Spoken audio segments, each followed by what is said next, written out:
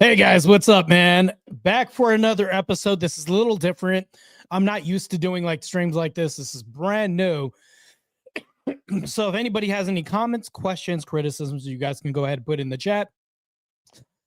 Damn, I have to switch everything from blue to red because I don't like the color blue. I'm more of like a red person. Speaking of which, first Amender, who's in the debate we're going to review, likes the color blue, and I don't like that color even more because he likes it. So weird. Anyways, today we're just going to do a quick overview, probably like a quick skimming of the debate that was with Rachel Wilson and also First Amender. It's going to be brief. I know that these things can be boring. I mean, just depending on who's covering the stream. And then that's the thing, though, is like I've seen people cover debate reviews before, and they've been absolutely boring. Like they're sitting there watching this. Maybe the commentary's like not that good.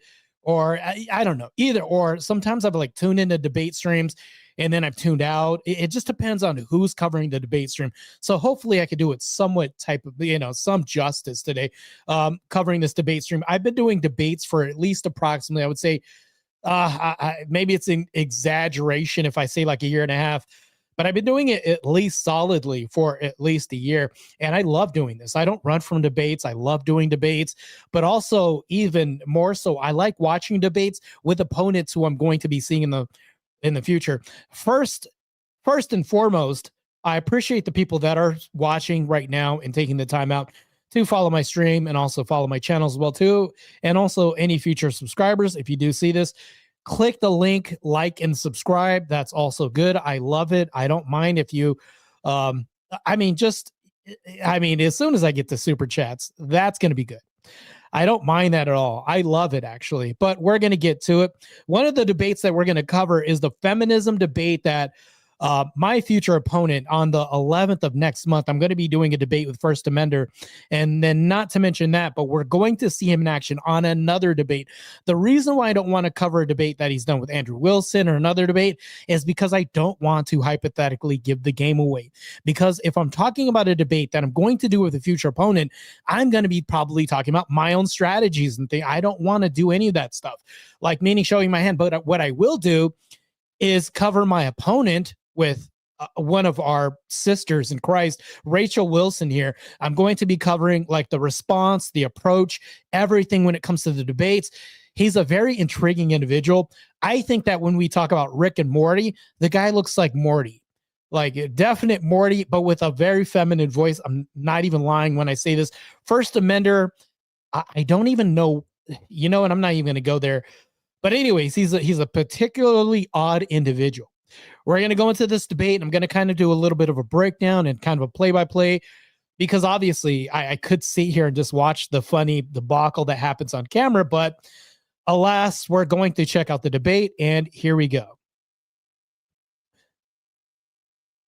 All right. Question. You said no. Nope, Fair enough. We can move on. Shut your little twink We'll mouth. go back. Shut your little fag twink mouth, okay? Because I said, what I said is, all right, I'll calm down. YouTube may not allow that. Already, TOS already. Rachel Wilson is just with the TOS. You know what? He's laughing, but I don't blame her for saying this, because what did I say? He looks like Morty from Rick and Morty, and then he's got the voice that's worse. At least Morty's voice was more tolerable. Like, all right, let's go. This, yeah, let me replay this because this is hilarious. Rachel Wilson's a beast, first and foremost. I know Andrew Wilson is just really brutal in debates, but Rachel Wilson is a whole different animal entirely. Let's play this again. No, now I'm just going to ask a simple question. Are women who do not follow Christianity and choose careers damned or spiritually corrupted? No, I would never say that, you fucking psychopath. Okay, so no. Okay, that's good. It's at least a no. So I'll give you, at least you have something in your head there. He That's is working. strawmanning That's me. good. He is lying, no, I just asked a simple question. You said no. Nope, Fair I'm enough. gonna We can move on. Shut your little twink mouth. We'll go back. Shut your little fag twink mouth, okay? Because I said, what I said is. Wow, that's crazy. I can watch that over and over again. That's crazy. Like, Rachel Wilson kind of says what is on my mind and probably what is on what's on a lot of people's minds. But I don't say this. Obviously, that's TOS if you say that. James responds, hey, I don't think that's going to go well with YouTube's guidelines. All right, hey, let's continue. That's crazy. All right, I I'll think calm even down. YouTube may not allow that yet. I think they're moving in the open free speech direction.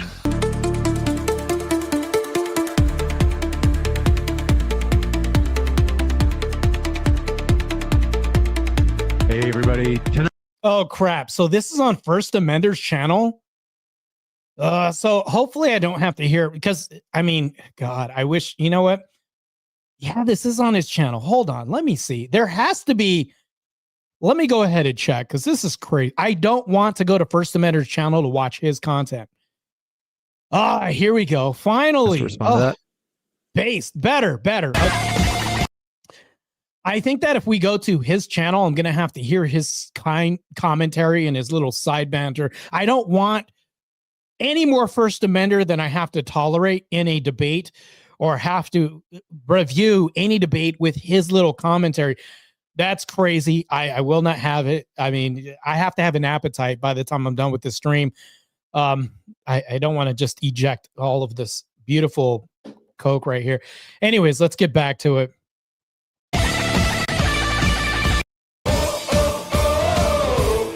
Tennessee. We're in talks with the Wilsons. For example, Rachel Wilson here right now and Andrew Wilson as well about debates in person at that conference. It's going to be tremendous. Who knows? Maybe even old First Amender will make it. He has a way with people, to say the least. Also, folks, if you haven't yet, please go to our Facebook. This is no joke. We are trying to build our Facebook. Wait, hold on. If First Amender's channel had taken the expletive and kind of deleted it, or at least kind of like censored it, I'm hoping that James's does, because I don't want my channel to be doxxed. Rachel Wilson is based, by the way, but that may be too based for YouTube. All right, let's continue. This is crazy. First Amender is just insane. First of all, his rhetoric is just ridiculous, but we're just going to cover a little bit of this. But if Rachel Wilson starts handing out the F slurs, I'm probably going to skip that.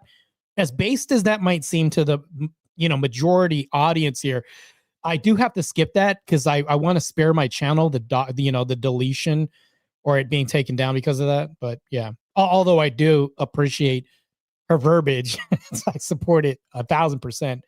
YouTube may not like that, but let's continue. Facebook, because we realize people are going there. They're leaving X, they're leaving YouTube, and they're like, hey, Facebook, that's the future.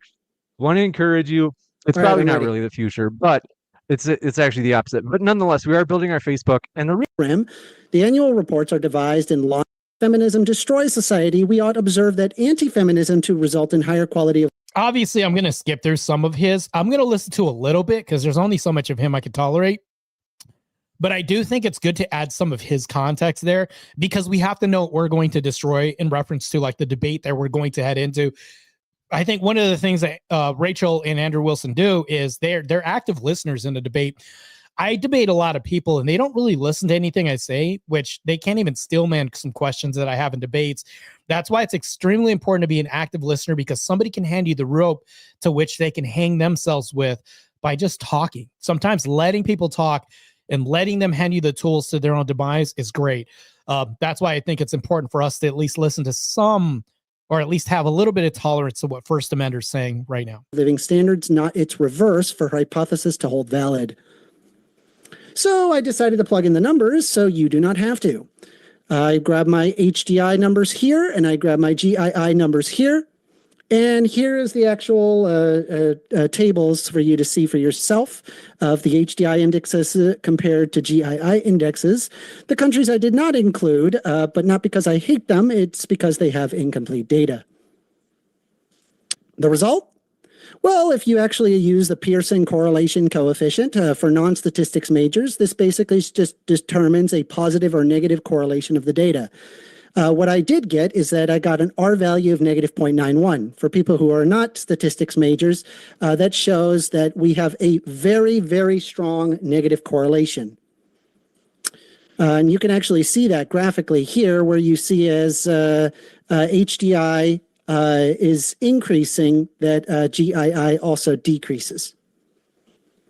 With an R value of negative 0.91, and there has been over 170 values that have been put into it between each country, the two-tailed p-value is effectively less than 0.0001. By that conventional criteria, this difference is considered to be extremely statistically significant. Because of the very high statistical negative correlation, the hypothesis that feminism makes life worse for people or its results in the destruction of society, at bare minimum, the antithesis is actually the case. At bare minimum, mathematically, it is inversely correlated, meaning that when there is more feminism, not less, has higher quality of living standards. But as I have read her book, The Occult Feminism, The Secret History of the Women's Liberation, it became very apparent.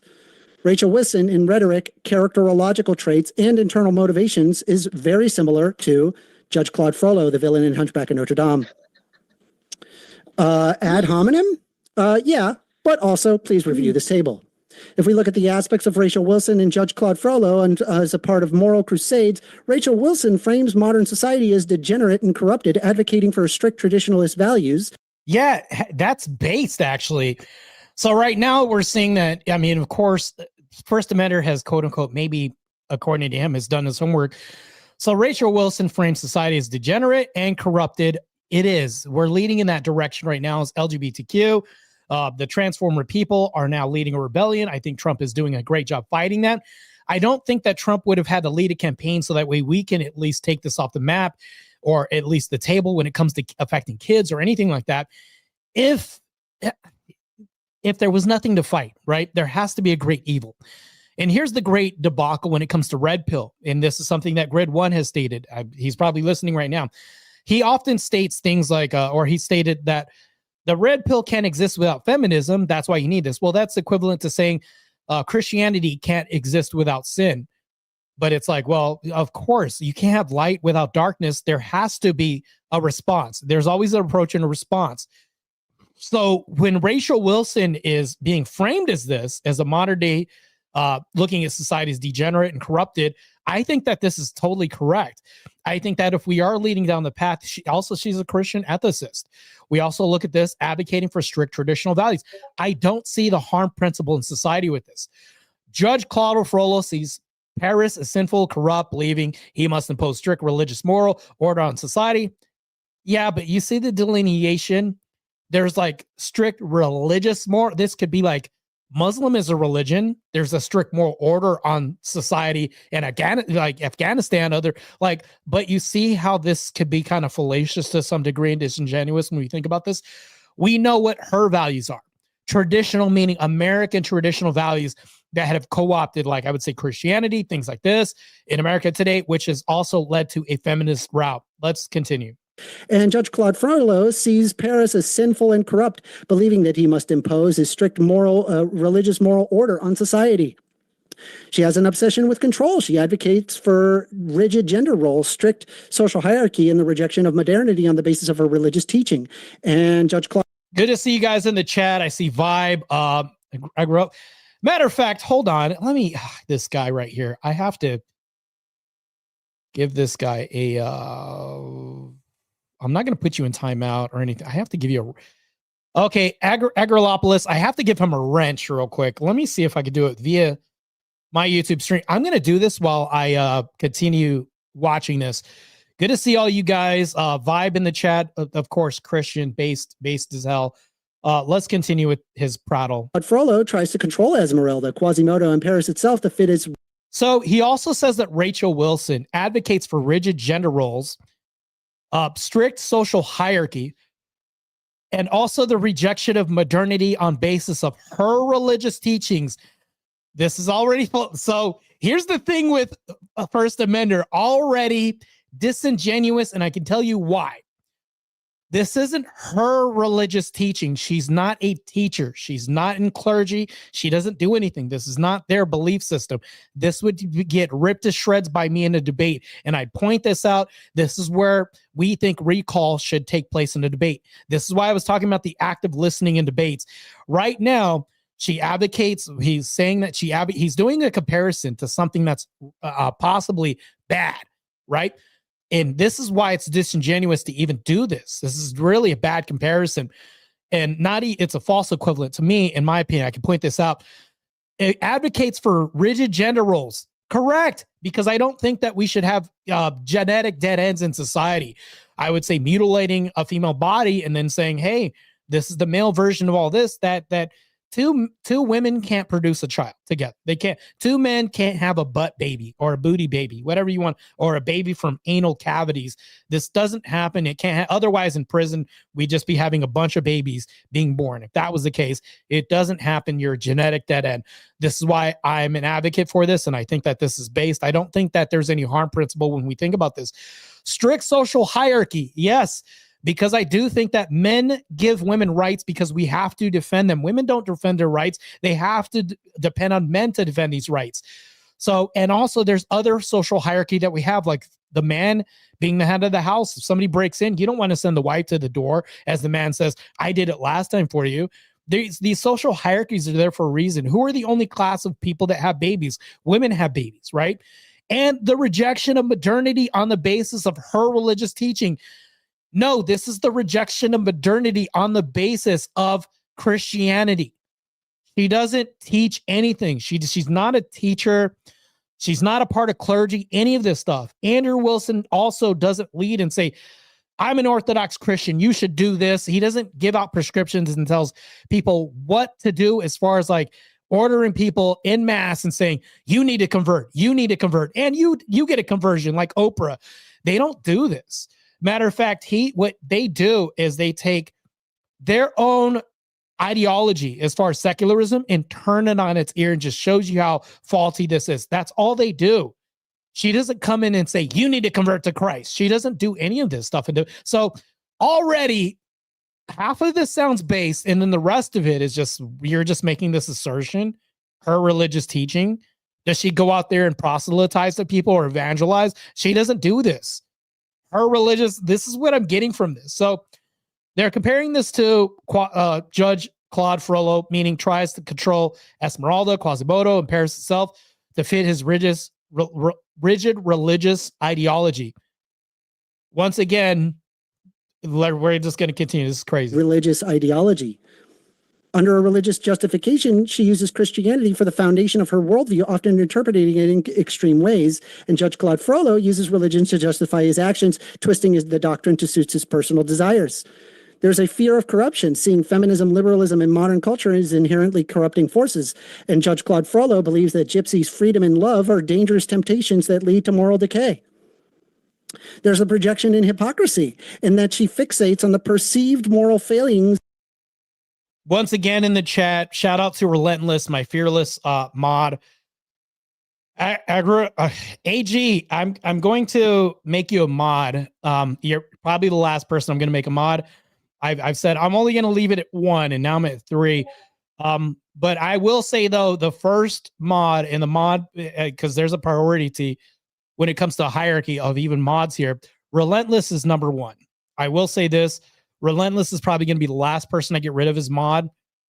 He was the first one when nobody wanted to be a mod or anything like that. I just made him a mod. He agreed to this. Also, he's Orthodox as well too. Already, like, basis of everything else, this is great. But yeah, this is insane. Buddha says, I've seen him debate Andrew. He tries to confuse with meth mouth deflection, but base debaters see past his attack. I have a debate with him on the 4th. That's why I'm covering this. This is the crazy thing. He'll also assert that he won a debate during the debate, and then he'll tell you that you're wrong when he's wrong. And then he'll also say, well, I've already got you in a bind, and when he doesn't even have you in a bind. I think that if anybody can see past this, you're right. You're totally right about this. First Amender will also talk over you.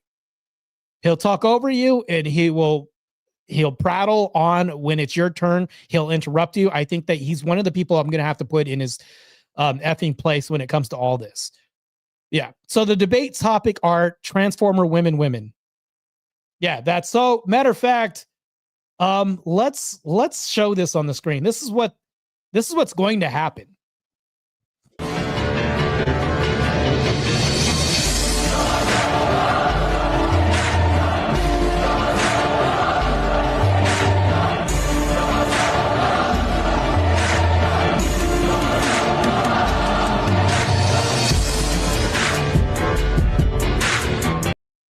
Yeah, so that's going to happen on the 4th of next month. First Amender. If you're watching, I wish you the best luck. You're going to need it. I've been studying the shit out of this. I've been studying when it comes to like this transformer epidemic and reading stuff that's so disgusting, seeing parts of mutilated body, like that's so like, I wish I can bleach my brain after what there's things that I'm learning about this whole topic that I wish I could kind of unlearn to find this out. I'm pretty sure Rachel probably had the same experience when she was studying feminism. She probably had to read all their belief systems and things like this that she had to just fill her head with. Like, I can only imagine the torture. Just imagine what I had to go through studying for this debate against First Amender. Let's continue with this debate real quick, because this is crazy. First Amender is just insane. This is going to be a good debate. I look forward to this. Yes, Speakeasy's in the chat. I am preparing for the debate, but I'm not covering anything when it comes to Transformer stuff. I'm covering the feminism because, of course, if I was to cover the debate I'm going to have, I'd be giving the game away. And I don't want to do that because the First Amender's watching this. And if I'm going to whoop his ass like I do in Verbal Combat sometimes, or any other panel, I think that I just need to review the person and not the debate topic, because I think that he'll have the same tactics as it comes to like my debate, talking over opponents. I'm going to have to put him in his fucking place, to be honest. I'm not going to go ahead and just say, hey, this is what I plan on doing against him in the debate. First Amender would watch this and say, oh, I've already seen what you're going to do, So yeah, so I have to kick this guy's ass. It's not, and the reason why I have to kick First Amender's ass, I can't just beat him. I have to bury this guy. Yes, definitely based. Cleaner says, yup.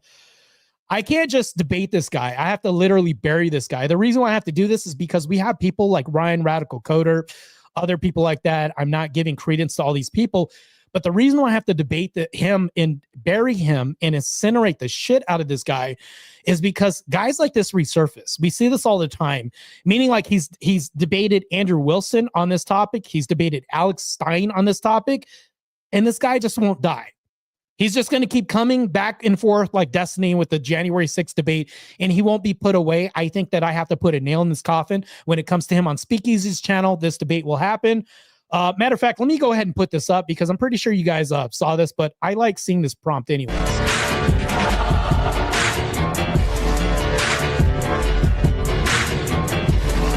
And this is going to be a great debate.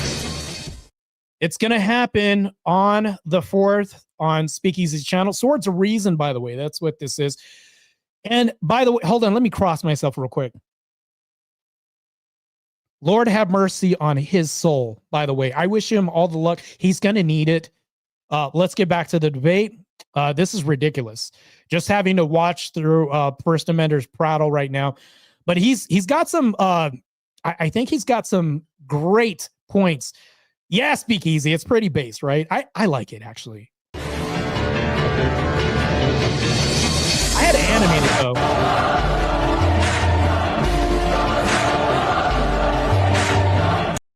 The crazy thing is I feel like I'm there with Rick and Morty, but I mean, Rick isn't present. It's the, I don't want to say it because it's COS, but it's First Amender. All right, let's continue. All right, back to this. First Amender says fear of corruption. Rachel Wilson, he puts in the category of sees feminism, liberalism as monoculture as inherently corrupted forces. Yes, feminism is corrupt. Liberalism is mostly corrupt. There are some liberal ideas that maybe we can even agree with, like egalitarian adjacent things, but not completely egalitarianism because we need a hierarchy. And modern culture, yes, right now that's been co-opted by Antichrist agenda and more as inherently corrupted forces. Yes, to some degree, yes, I agree. That's the mainstay of the left. Also, it's compared to Judge Claude, which believes in the gypsies, freedom, and love are dangerous temptations that lead to moral decay. Yeah, that's a false equivalence already from the get-go. Also, on the bottom, projection and hypocrisy, which I'm pretty sure this is going to be super fallacious. He puts Rachel Wilson in the category of fixates on perceived moral failings of others while displaying her own contraindications. contradictions, not contradiction. It could be the same thing. They both are similar. I.e., why is she, a woman, lecturing men if she believes in the Bible? She doesn't lecture men. She doesn't teach men anything. This goes back to when he said on the basis of Rachel Wilson's religious teachings, Rachel Wilson isn't a part of clergy. She doesn't teach men. She doesn't lord over men or lead men. She doesn't do any of that. That's why this is fallacious. I would have called this in the debate automatically. I mean, if we're thinking about critical thinking and also recalling a debate, it's really important for you to listen to people's opening statements and not interrupt them. A lot of people in debates, this is the first faux pas people make. They're on their phone and they're waiting for them to get through. No, pay attention to your opponent's first initial diatribe that they even come, because you can use their words against them. This is what people make as far as a mistake in debates. They won't listen to their opening statements. You can use their opening statements against them, because a lot of people make mistakes like this in opening statements, as First Amender made here. You can then use their words against them. They're handing you a noose from which to hang them with. So to me, it's like they're literally doing half your work for them. So right now it's like fixated. I'm going to read this again on personal moral failings of others. Of course, we can point on failed logic that other people make while displaying her own contradictions. What's the contradiction? He's saying that Rachel Wilson's a teacher. Rachel Wilson doesn't lead men, or she's not there to teach men or proselytize to men. Already, this is a contradiction and destroys itself. First Amender's imploding his own argument already. And this is being compared to Judge Claude, meaning Judge Claude condemned sin while struggling with his own sinful desires for Esmeralda. False equivalence again. Ridiculous. Of others while displaying her own contradictions, i.e., why is she, a woman, lecturing men if she believes in the Bible? 1 Timothy 2:12. And remember, ad hominem. All this is just ad hominem. There's no basis in reality. This is a definite false equivalent right now. And yeah, I would definitely call him out on this. This is crazy. Judge Claude Frollo says, condemning sin while struggling with his own sinful desires for Esmeralda. There's a paranoia and a doom prophecy where she paints an apocalyptic picture of the West's downfall due to the social changes, and Judge Claude Frollo sees the arrival of gypsies as a sign of societal collapse and impending chaos. And then there is a fixation on the women's role, obsessed with policing women's behavior, viewing deviation from traditional roles as catastrophic. And Judge Claude Frollo fixates on Esmeralda as both a symbol of temptation as something that he must control and or destroy.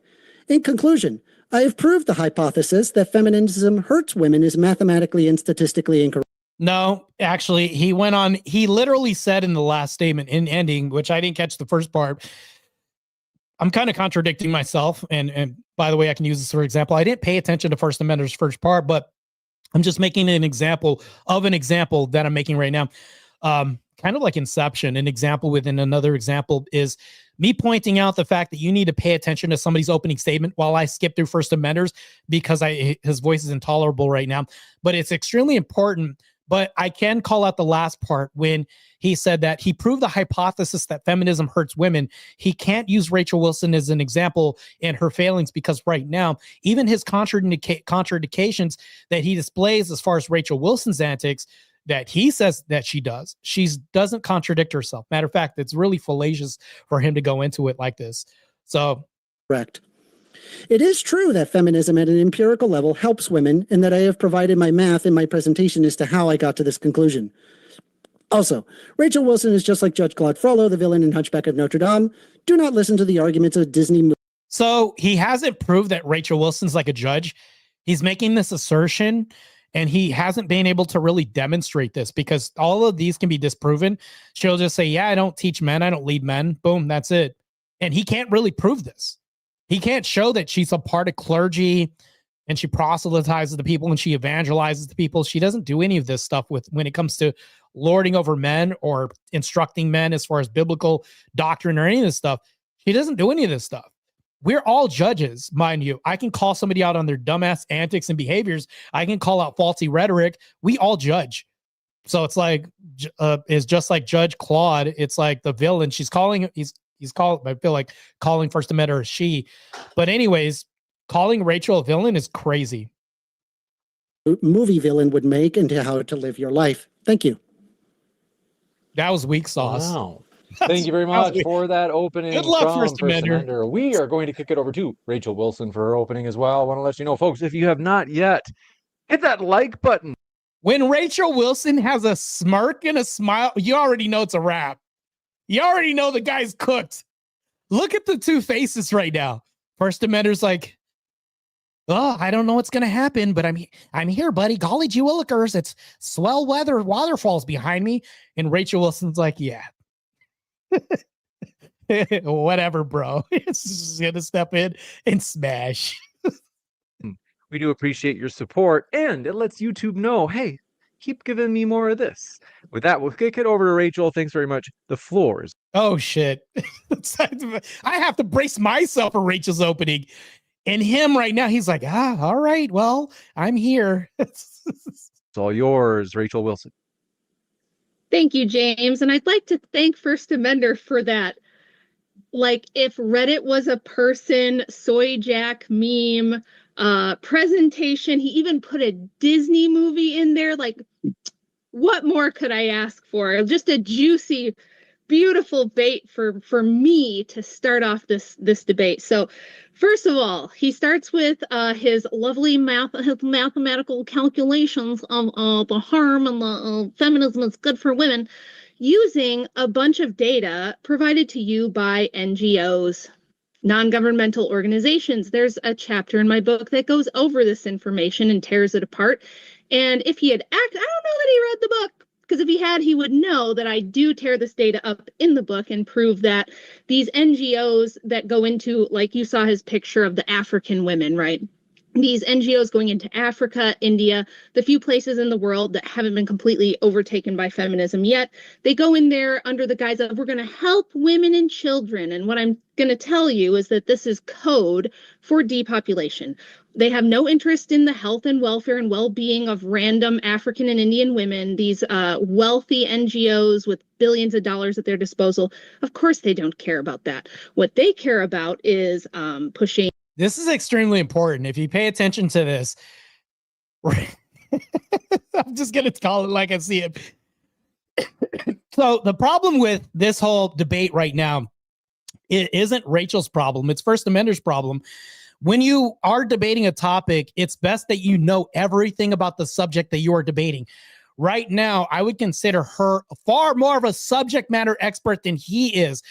She's literally putting him through a gauntlet right now of sorts when she's talking about the data alone. And she called him out saying, you probably didn't read my book because it's evident because such and such. And she can cite all of this.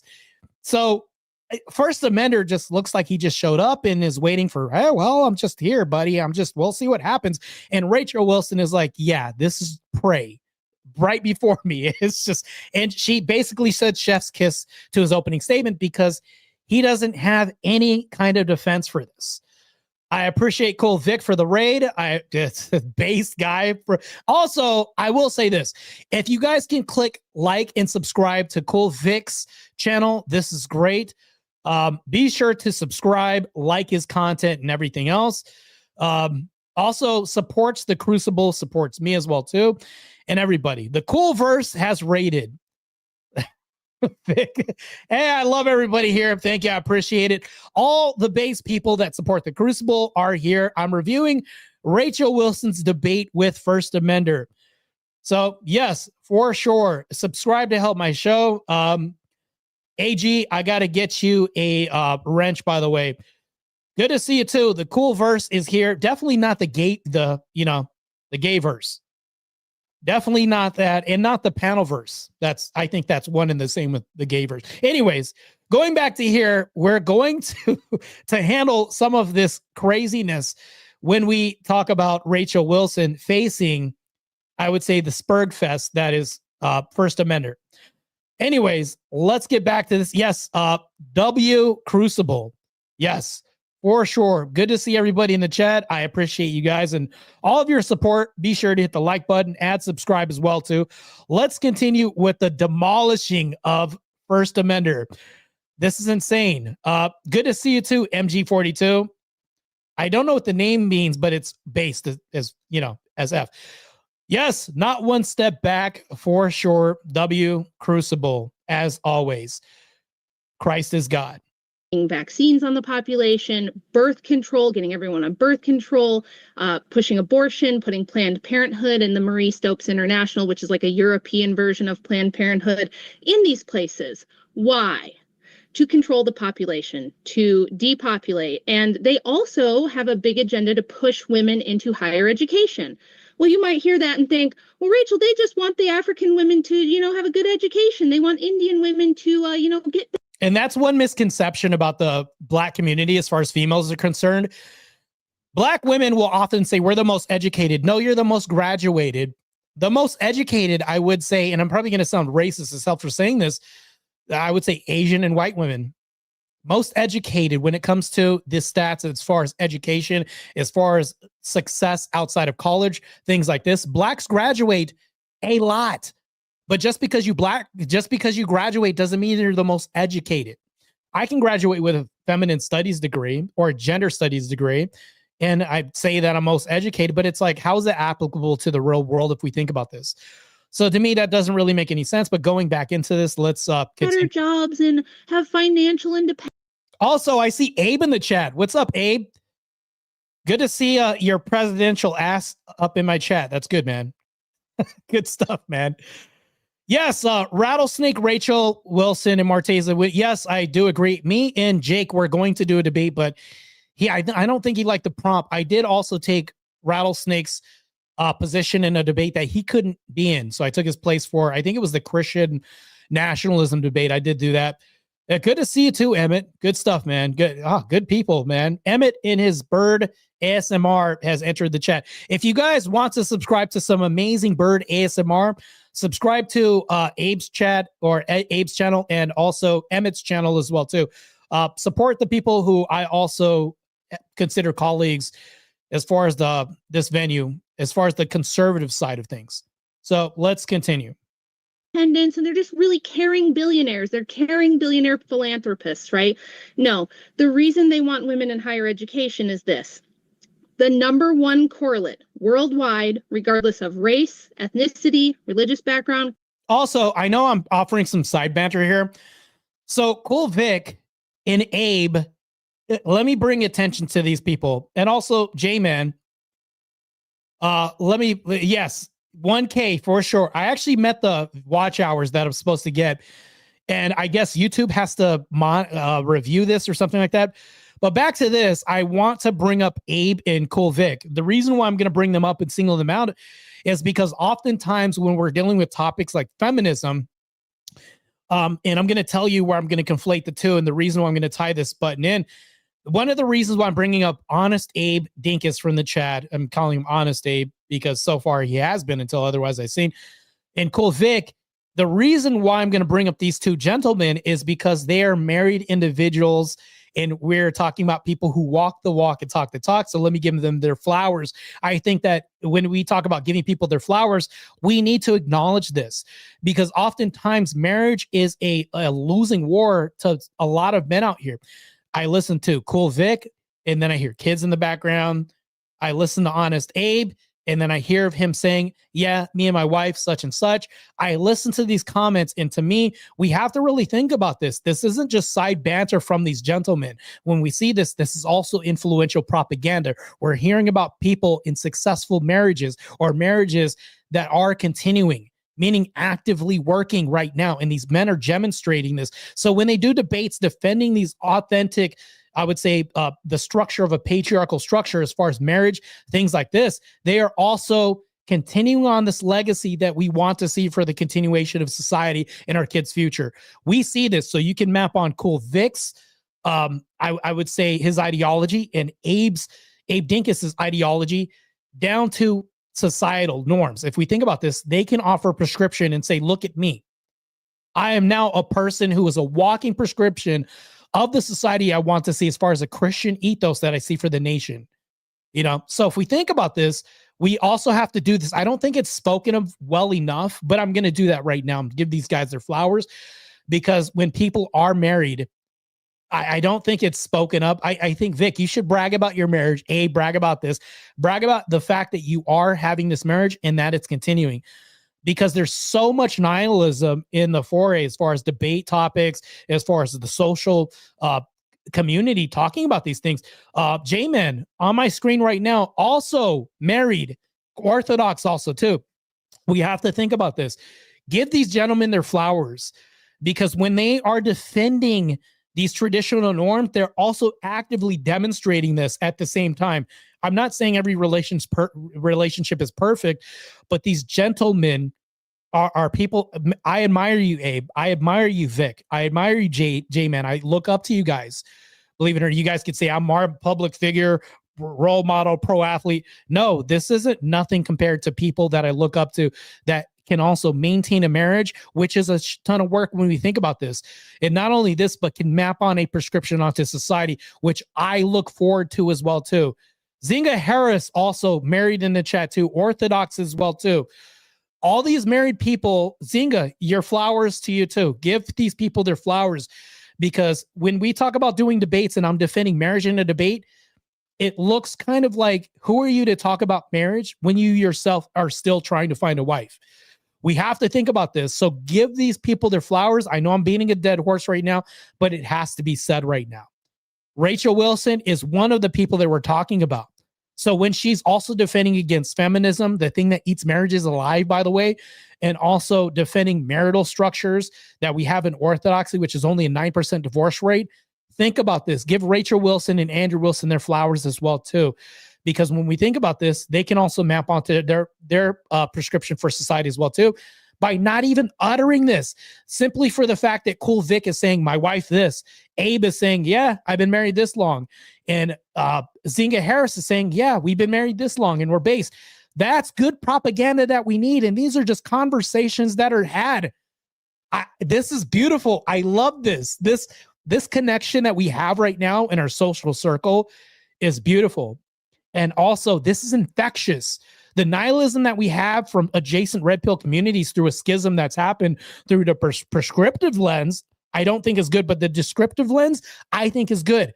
But the schism that's happened that turned into nihilism, Cool Vic, Zinga, people like Abe Dinkus are fighting just by living this example and then uttering it, even just having a conversation. Anyways, I'm repeating myself ad nauseum here. Let's continue.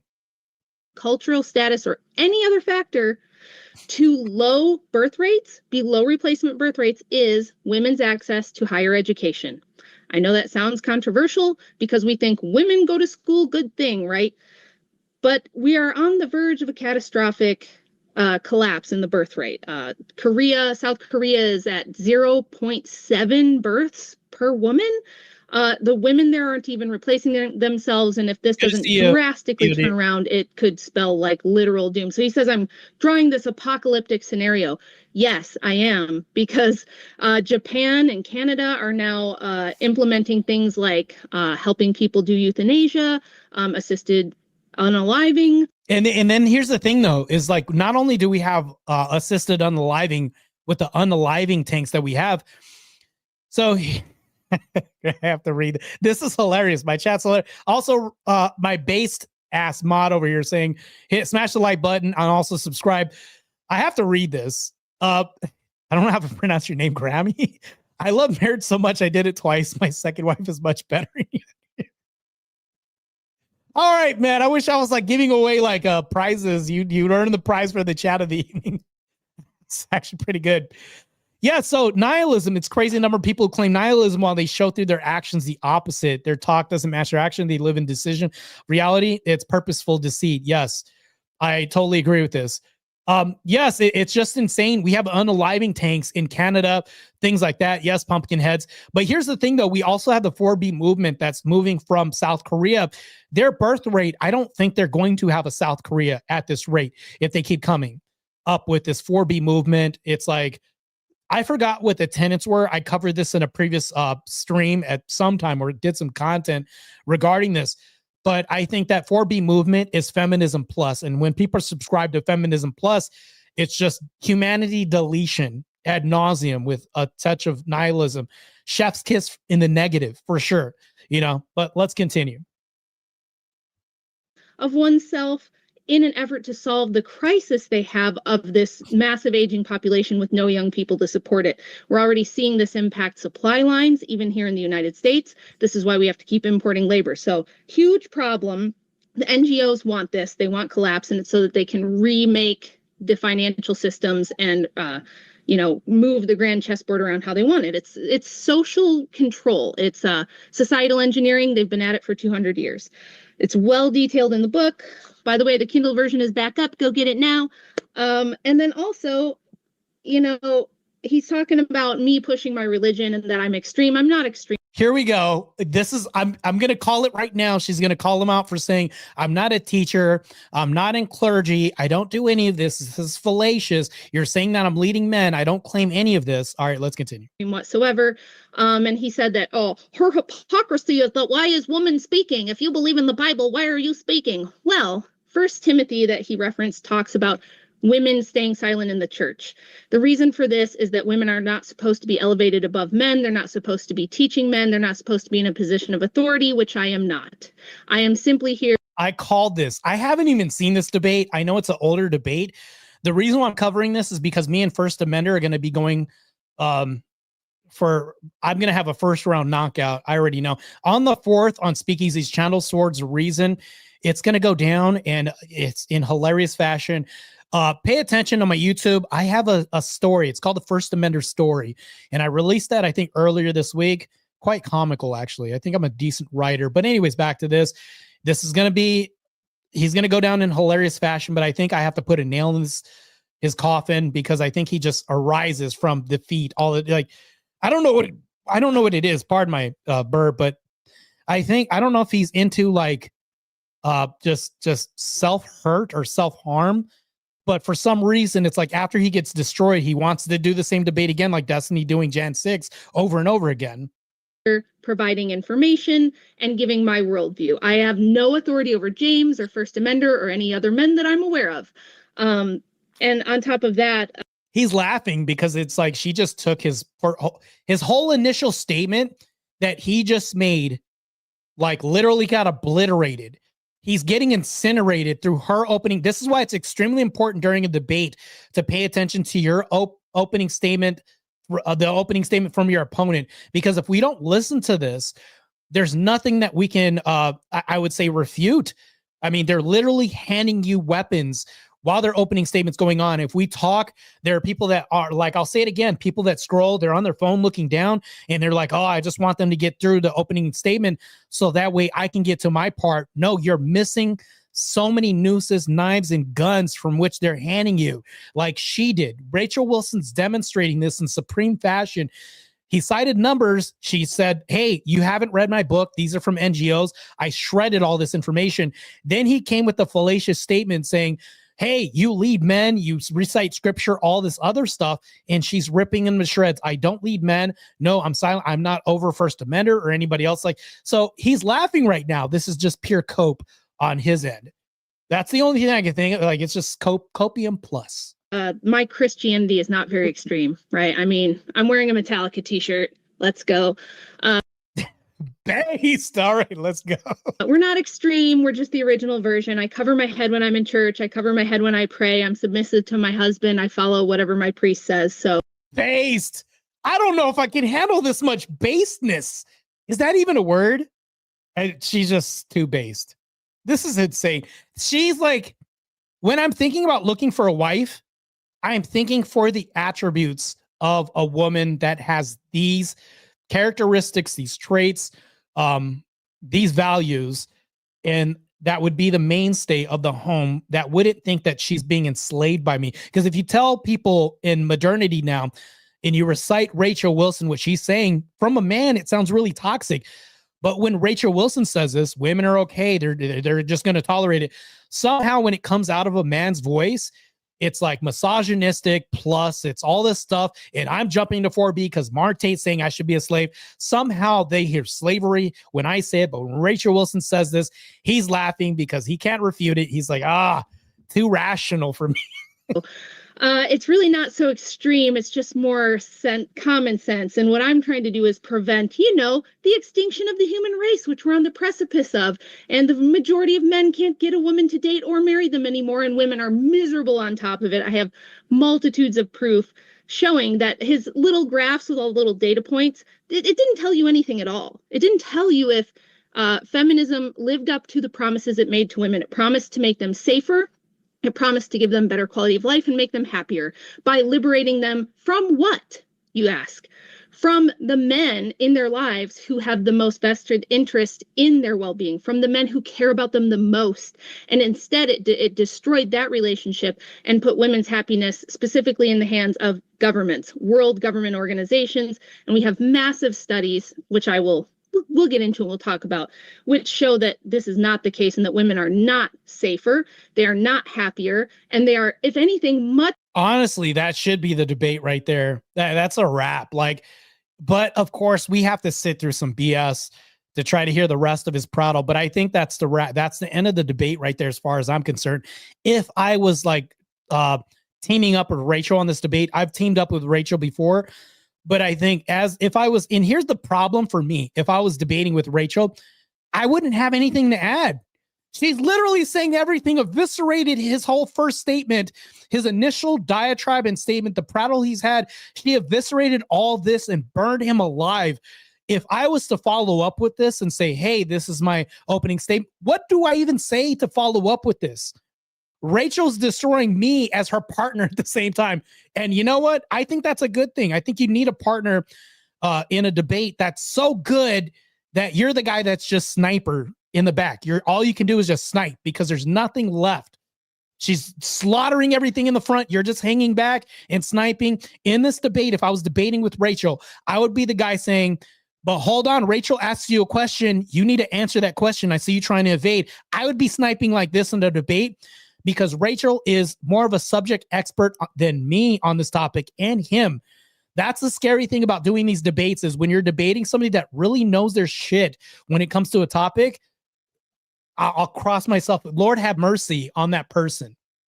Crazy. More vulnerable to the exact dangers that feminism guaranteed to rescue them from. That's how I started researching it myself, because women like me, who my priority was having a family, I wanted to have children. This society is extremely difficult for us women. It might be great for the boss babes at TPUSA, but what if you just want to have 5 kids, raise them yourself, and keep a man and stay married in this current society? They make it practically impossible. We're all pressured to go to work. So I think feminism has been destructive for women and society at large, and that's my opening. Thank you very much for that opening. That's a wrap. That's just insane. Here's the thing, it must be nice to have Andrew right there to practice with sometimes. If you're like, hey, I have this debate. Okay, I'm going to play devil's advocate. And your devil's advocate is Andrew Wilson. How do you fight this? How do you fight anything that is in this home and in this marriage? How do you fight this? Oftentimes I hear people saying stuff, oh, their arguments must be epic, and guarantee they probably don't argue because of her rhetoric right here. Andrew Wilson is probably one of the kindest people that I know personally. He's kind-hearted, really nice. Rachel Wilson in the debate, as you can see, vicious. Matter of fact, look at the expressions. That tells you enough already right now. I know it's a very surface level thing that I just pointed out right now, but this is very reminiscent of what we just heard right now. If we were to summarize their debate styles in their opening statements, Rachel Wilson's looks exactly like her face right now. Very stoic, to the point, dagger to the throat, end. That's it. It's end game with the Thanos snap already. Over on the other screen, his debate opening was like, well, I'm here. It's gollies, you're welkers. It's a swell day for a debate. This chair is comfortable. That's it. There's nothing going on. And it's like, to see this, it's like watching the most gruesome accident that you can't turn your eyes away from as soon as Rachel has her first opening statement. And then watching the rest is like, I already know that he got destroyed in the opening statement.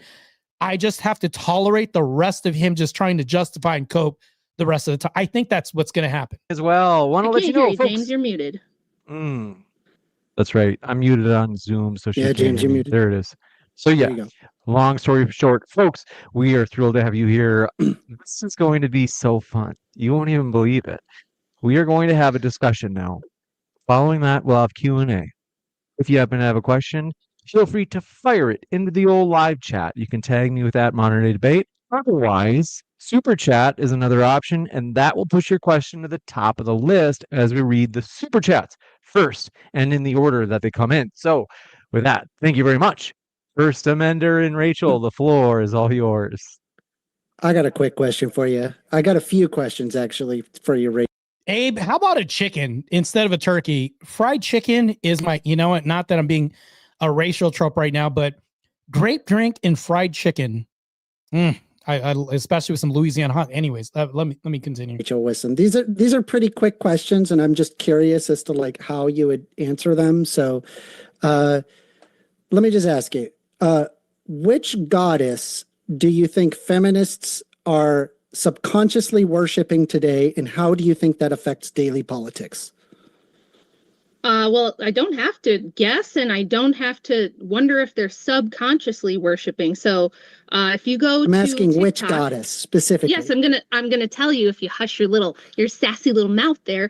All you have to do is go to TikTok, which the user base is what, 85% female. Put in the hashtag witch talk or put in the hashtag goddess, and you will find millions of impressions, millions of women talking about the goddess Kali and how she's a symbol of women's liberation because she only accepted the blood sacrifice of men on the battlefield, and she's a vengeful, Okay, so the answer to the first part of the question is Kali. And how do you think that is affecting daily politics? Oh, well, I'll tell you. So it's more, it doesn't just affect politics, it affects the entire pop culture. So if you go to a Taylor Swift or Beyonce concert, why should we stick to politics? We're talking about the population. This is just the specific question. I got all sorts of questions for you because it's just, sure. To me, it's so bizarre because I read your book. It's very disjointed. So no, like, I just want you, just for the sake of the audience, right, to explain. Yeah, I'll explain. That I'll explain. Kali, but you have to be quiet, and now you have to tell me what. I can't explain. This is what I'm going to have to deal with on the 4th of next month. I'm going to have to deal with this guy interrupting. So when I say things like I'm going to have to put him in his fucking place, this is what I have to deal with. Like, and I understand people saying, Marte, you have a lot of patience. Rachel has a lot of patience.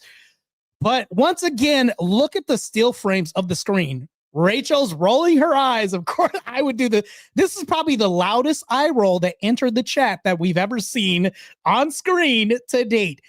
Matter of fact, she probably perfected this because dealing with this guy right now with his look on his face, I can totally understand this. Do you understand that the facial expressions are mirroring the exact debate that they're having right now?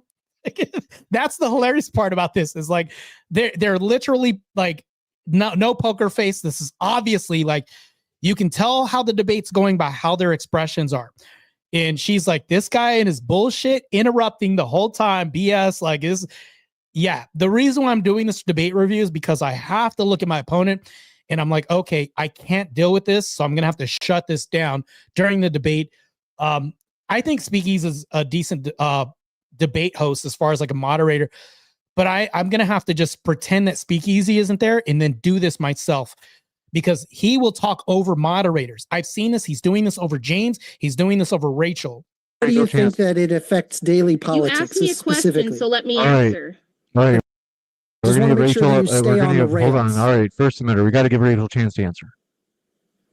So if you want to know expressly how it affects politics, you could look at all of the first female politicians that entered office under the banner of women's liberation, citing a lot of the early suffrage writers who wanted women to be liberated from men on the basis that Christianity was an oppressive force and that things like Gnosticism, spiritualism, and occultism were, and Lucifer specifically and openly was the symbol of women's liberation for first wave. So all of the women who were politically active marching for the 19th Amendment, there's an old saying that says there was never a suffragette who didn't sit around the seance table. My book goes over all of them. Susan B. Anthony, Elizabeth Cady Stanton, Matilda Joslyn Gage, all of the heroes of first wave were spiritualists. They were tarot card readers. They were automatic writers. So yes, they were very much into occultism and goddess worship. And there was a huge revival of this in the 70s. And Europe is filled with female politicians. That's great. That's great.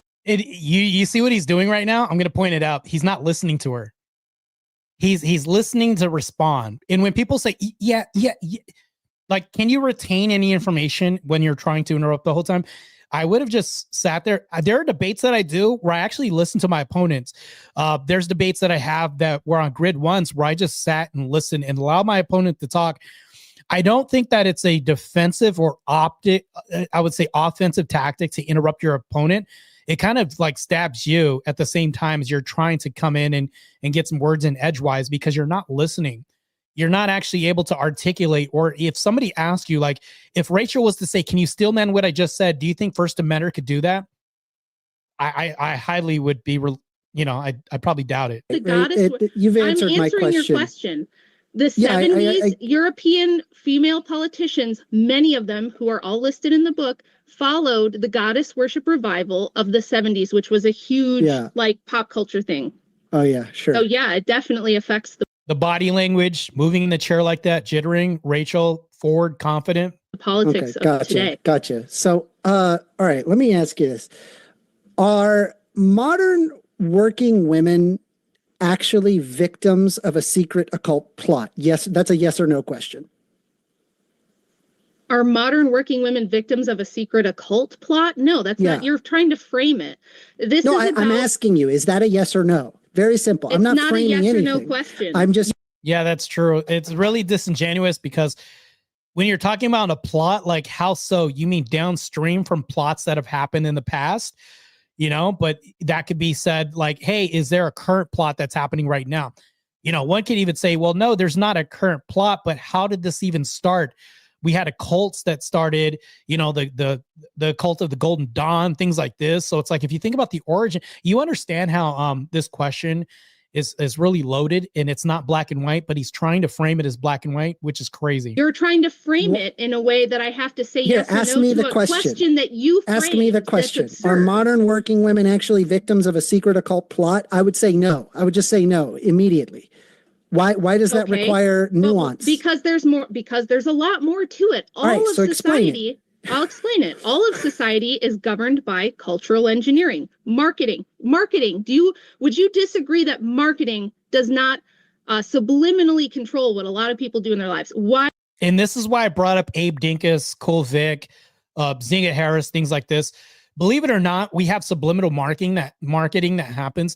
When you hear people like this, like Abe Dinkus speak about his wife, not that I'm trying to go for personal stuff, but I'm trying to give you guys your flowers, or Cool Vic or Zinga Harris, people like that mention, hey, my beloved husband or my wife, things like this. This is a form of propaganda, which is good that we need in society. Because Rachel Wilson's talking about the marketing, the oppositional propaganda and marketing, we have to counteract that. I think that having these people on the forefront, competent people on the foregrounds, like Abe Dinkus's, your Cool Vicks, your Miss Harris's, things like this, when we have competent people who are actively walking this walk, just the mere mention of I'm married, yeah, my husband, and you're happy about it. Do you understand the impact that has on people just by mentioning this? That's marketing, and that's also propaganda. You can't say it isn't, because people are going to remember that. I've remembered that when I said this. So when I look at Abe Dinkus, when I look at Cole Vick, Zinga Harris, I think, damn, they got, I can't say it doesn't work for society. They're making it work. I'm seeing example. How blessed nihilistic am I if I see these people actively in my chat and living this life? Because I see a chance that there's hope. Because I see this happening, I see oppositional propaganda to the negative. Yeah. Why do you go get the McDonald's? I mean, I don't think it subliminally controls. I think it actively tries to influence your behavior, and you are consciously aware of that. I as far as like subliminal marketing, that's not true. There's no empirical evidence that subliminal marketing works. Like there have been experiments done with like the single frame thing and the popcorn, like trying to see if they would get more. That's not what I'm talking about. It's not real. But I mean, I'm just curious. Like, are modern working women victims of a secret victims of occult propaganda plot? No, they're victims of a century of propaganda propped up by billions of dollars in NGO money. That's which what is they're an a victim occult of. plot, right? Some of the people who were involved in it had this belief, and that's why they pushed All right, it. I'll Yes, take that as a that's yes. true. So then we're moving on. Okay. Do you believe that the CIA invented feminism as a form of mind It's like he didn't even pay attention. control? He didn't even pay attention to this. He just wanted to move on because it wasn't really working for him. So that's moving on. He's getting destroyed. It's like you're being eaten alive and you're just living life and smiling, not knowing that you're implicit on your own destruction, because First Amendment doesn't really have a solid argument yet. I'm waiting for one that he might even have. I don't know. I'm giving him the benefit of the doubt, of course. By Yes the or way, no? James, I'm only good with answering his line of interrogation if I get to interrogate him back. You can And if he interrogate is- me all you if want. he has Like, to Sure. answer my I'm just questions genuinely as well. curious about All this right. No, you're position. not. You're It's full of so shit and wild you're to me. You are. Rachel, is there a question you it's wanted only to Wait, I'm ask? just wild to asking you simple questions. Go Was ahead, there a ask a question you'd question. I'll like to answer any ask question you got. first? It's only wild to you because you said you read my book and you didn't. Oh shit. Oh, once again, look at the faces. They tell the tale of how the debate's going right now. It's like, oh yeah, I didn't read the book. Shit. It's like, but I was close, right? It's like, I did read your book. You Why did? do you think Okay. I'm asking you these Okay, pointed tell me Hold on, questions? hold on. one thing you read I in wanna my give book. you a Tell me chance. something you read in my book. What I mean, I like what am I going to like talk about specifically? You talked Pick about all one sorts thing of stuff. out of the book There's a that you lot of thought like was really there's a lot of really bizarre, disjointed things. Like I'm sitting Like here and what? I'm reading about a god in Egypt, right, in ancient Egypt, and you somehow push forward like 1,000 years talking about Celtic mythology and how like that there's like No. I don't know, menstruation gods or whatever, or gods that No. desire to have like None. the knight and the bishop. I think it's hold on, the knight and the bishop. Yes, you're correct about that. I think that that's one avenue I didn't want to go towards, is like drama streaming. When Dusty tried to call me out on drama streaming, I told him, no, I'm not a drama streaming. All I want to do is find clarity when it comes to things like that. Even if I bring up drama, what's up, Blood Logos in the chat? By the way, I appreciate you stopping by. I don't do drama streams at all. I think that it's lame, and I do think you can ruin your brand, because once you do something like that, you have to keep doing it. You can't just do a drama stream and then just stop, and then people are just like, well, it's like a one-hit wonder thing. You have to keep at it, and you have to have a kind of like a pattern of doing this. If that's how you want to do this, you get typecast in the YouTube community. I think it's totally accurate. I don't want to be typecast as that. I just want to be typecast as somebody that we're all going to be typecast regardless, right? If you think about Andrew Wilson, he's kind of typecast to a certain degree. People know what to expect and anticipate when they hear him. When they hear Rachel's arguments or anything like that, or listen to any of her content, they know what to expect. When they see my channel, I want them to kind of have a mainstay, or at least a foundational understanding of like what I bring to the table. When I go to people like, and I'm just going to bring it up one time, if I go to Dusty's channel, it's just drama streaming. That's all it is. It's very short-lived. It's like junk food. If you take it, it's quick and satisfying, but I think over a long period of time, it's going to wreck yourself. That's how drama streaming is, and I think that it's mostly an accurate assessment of that. So, grape. I'm about to switch from this to grape drink for sure. Yeah, Abe Dinkus. Matter of fact, I have to give credit where credit's due. Marriage is so much work, but also fulfilling. Marriage with children gives a man a reason to stand up and work to make a world worth having. If Abe couldn't be any more based than this, that's correct. So much based topics, and Red Door Women based as well too. Yeah, good stuff, man. Hit the like button. Let's continue with this craziness. superiority in it. No, what do you mean? That's not in the book. There's no Really? menstruation gods. No, I don't know. So what hold you're on. talking So about. I just want Literally getting called out right now for not reading the book, but let's continue. to be clear, right? You never talked about pagan religions or goddess worship. Sure, You didn't I talk do, but I about didn't like say anything Inanna or about- Lilith or Kali as symbols of female Sure. autonomy and power. Of course I did do. read your book. I did read it. Right? Okay, why? I'm saying do that I there's say? like a lot of disjointed stuff where you try to First pair up Amendment. stuff. We and it heard doesn't that work. already. We heard that already. Rachel's got a new question. So here's my question for you. Why did I bring those goddesses up in the book? If you read the book, why did I bring them up? I don't know. I think in your brain You didn't read the book. This is crazy. Once again, the faces are reflective of how the debate's going. You would You have didn't this read the book. belief- Stop lying. Stop lying. I did read the book. I did. It's not You a didn't long read book. it. Okay, what's at the It's not a end? long book. What do I wrap it with? Just in general. I honestly, Oh, okay. This is horrible. This is like watching the worst accident ever. Look at Rachel's look, and then look at him trying to weasel this. Good luck, bro. Good luck, First Amender. I don't remember off the top Oh, this is the more I play this, the worse it gets. of my head, but I did No, read your you book.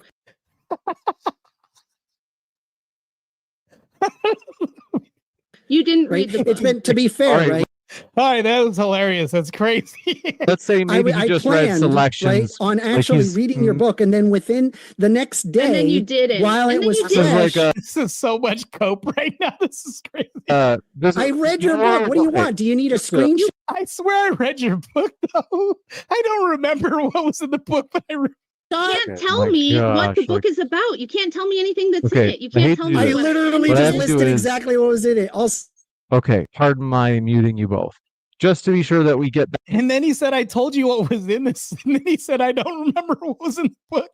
Did he say this within the same segment? This is crazy. I got to clip this. This is insane. I can't believe I'm watching this right. Like, I just saw this. This is insane. back to the topic of whether or not contemporary feminism is helping women. Let's just settle, like maybe meet halfway and say that maybe First Amender read selections of the book, whether they be large or small, is up for debate, but we'll shelf that topic for whether or not the selections were large or small for another time. And then let's return back to the topic here. So I'm going to ask you to unmute, and then we'll go back to whether or not feminism today is helping women. Okay, so since you already asked me a bunch of questions, I have one for you. Where do you think feminism came from? How did we get feminism? You're muted. You have to unmute yourself. It's like he's self-owning himself in so many different degrees throughout this debate. That's a different question. It depends on what particular culture you're talking about. I think there's Okay, a the lot of West. separation that existed. In the West. Mary Wollstonecraft. It likely started from Mary Wollstonecraft, and then that would be what we would consider modern contemporary feminism, which, by the way, I should point out, is a Christian deist.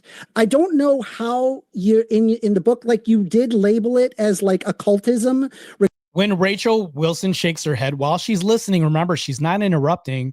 Remember what I was talking about, listening to what people say and then using that against them if there's a fault or faulty rhetoric. When she shakes her head, I'm just like, this person's cooked. That's like my automatic where my mind goes to. Regarding Mary Wollstonecraft, because that they were a deist, but I'm a little lost because what they would say that they basically gave their life to Jesus Christ, and they would also say that there is a God, but that the God doesn't actually influence itself, and that's somehow the occult. I don't know how you pair up, like specifically like Kali, like 1,000 years ago, and then move all the way to Mary Wollstonecraft that has completely different ideas, and then say James said somehow he wanted to shelve the topic of the book. So unless you want me to explain how I know you didn't read the book, because that's what the book is me explaining the connection. That's literally what the book is. Let me help So you if you out. don't know how I connect it, you didn't read it. So do you think feminism was a reaction to patriarchy and abuses by the evil patriarchy? I'm going to share this real quick, and I want everybody to see it. I want everybody Just to see to it. be Just sure, because you I don't wanna downloaded be- it or whatever doesn't Right. mean you read What is it. that? Hold on. because you What don't know do what's we? in it. What is that? What does that say? Let me help you out. What does that say Doesn't there? mean that Okay. you paid Can any you just attention look at or that? that you know Hold what's on, in I it. hate It's to do Can this. you just nothing. admit that I did read your book? because, No, Can you just because admit you that I don't know read your what's in book? it. Pardon my muting you both again. So, okay. It's not quite as exciting to debate whether or not First Amender sat in his little flannel pajamas and read your book, Rachel. So I think it'd be more interesting, more exciting, rather than imagining him in his little jammies reading your book, debating whether or not that happened. Is feminism today, are the things, let's say even maybe in first wave feminism, have they helped women or have they hurt women I or would neither? love to do that, but he keeps asking me to explain my book. So tell him to stop doing that. And I'm happy to ask.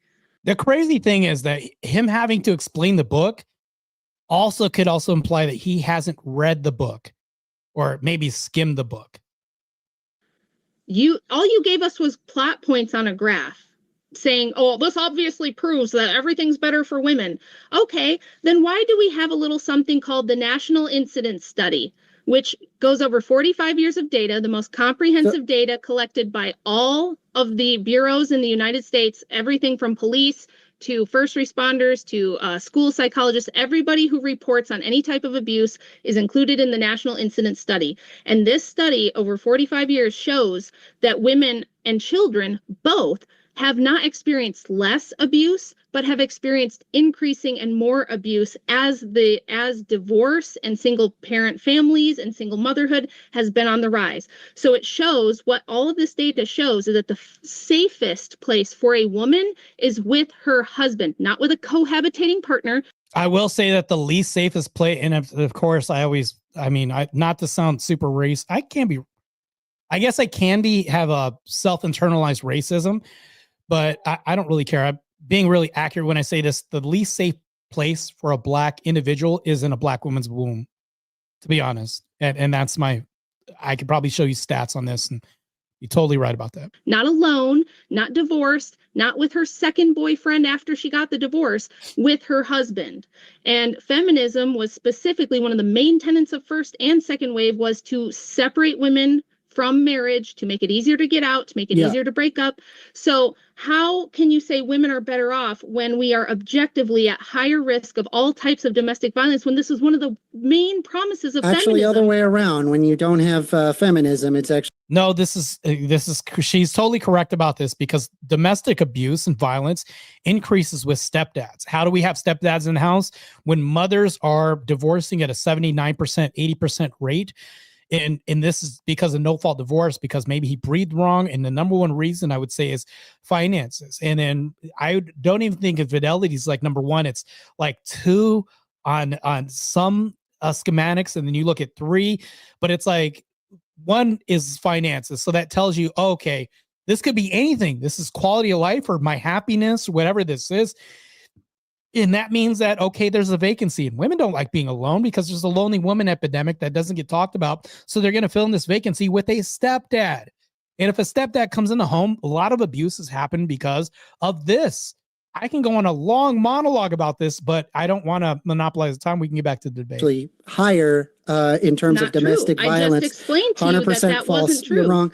Okay, so explain. Here's the thing, right? Like my Prove argument, like if you want to deal Prove with it. No, you just made a claim. You have to prove it. You said that I was you wrong. want me to just sit there and like look up a study, or can we like actually go back and forth on this? I have a study right here. I have the National Incidence Study. That was all white. What was that? There's the National Incidence Study, which is this, I just explained what it is, huge government survey of all reporting agencies that have any types of reports of abuse of women and children, says that the safest place for women from 1970 to now, when they started recording this, is with their married spouse. Yes, exactly. That's what I was saying. That's why I mentioned the stepdad, meaning that they're not with their married spouse. A stepdad could be a married spouse, but that's not the original spouse, the father of the children. That's what she's saying the whole time. First Amender, he's getting cooked alive, roasted alive. And that to the extent that women get divorced, stay single, cohabitate with a partner is actually one of the most dangerous things. This was stigmatized before feminism. Yes, that's exactly what I was just saying.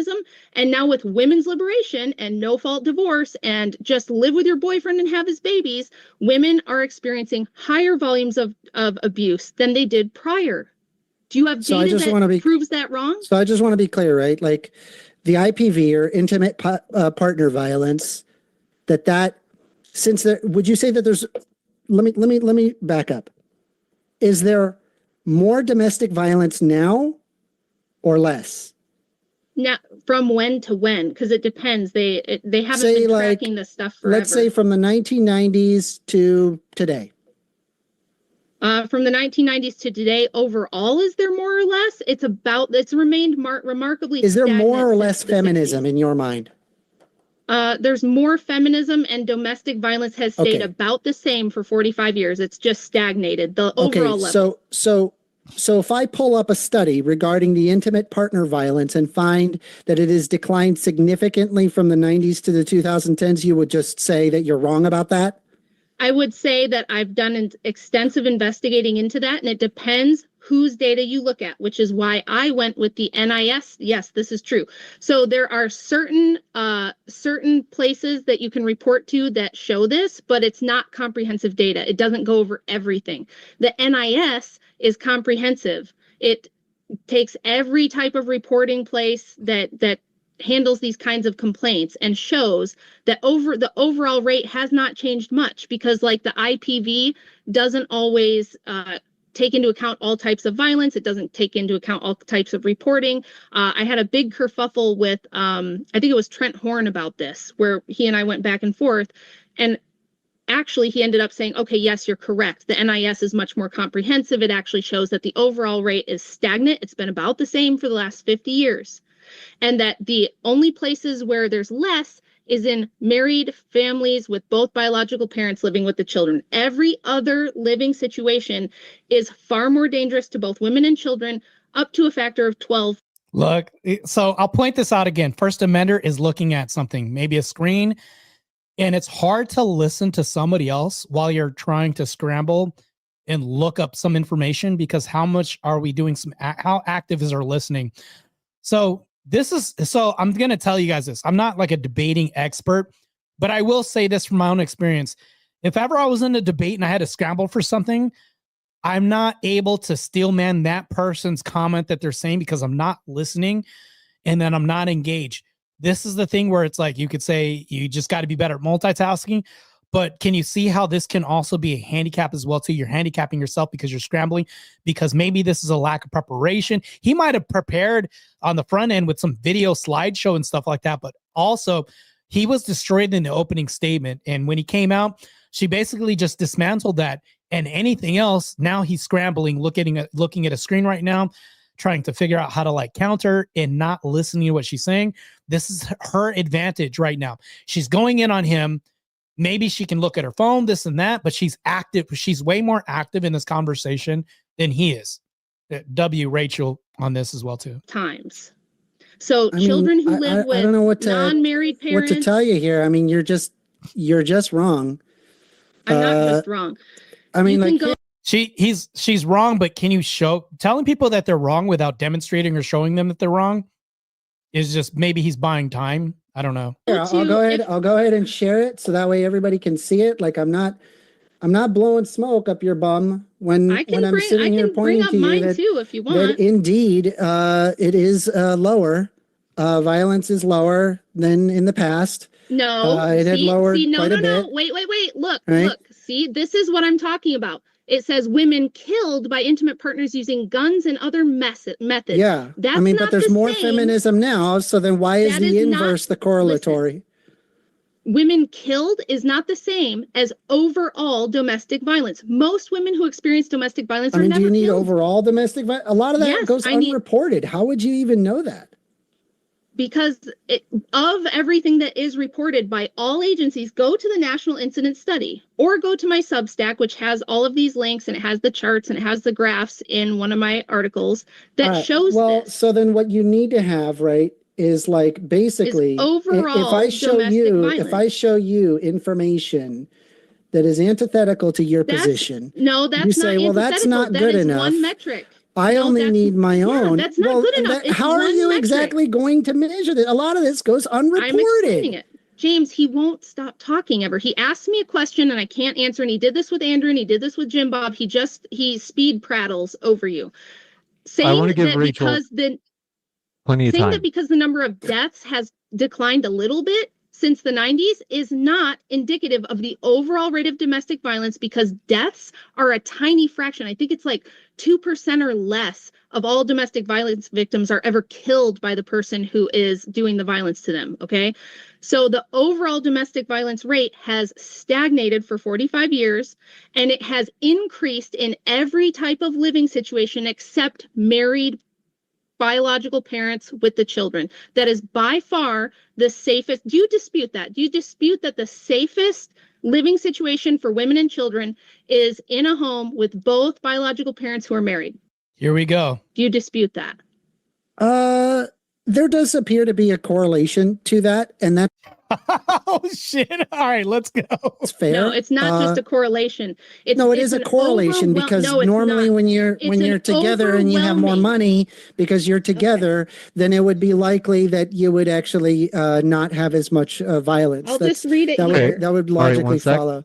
Okay, let's give Rachel a chance to respond to that. You had just explained why you think there is a correlation there, First Amender. Let's give Rachel a chance to respond to that. Okay, so I've got my Substack pulled up here. It's rwilson.substack.com. It's a piece called 45 Years of Data Proving. See, here's the thing though. When you're outgunned, outmanned, and just outdone, she cites her Substack, which means like she's more of a subject expert, especially with feminism, than First Amender, me, and Dr. James Coons here probably put together. She has a whole Substack on this actively. I mean, wrote a book about this. I believe writing a second book as well too.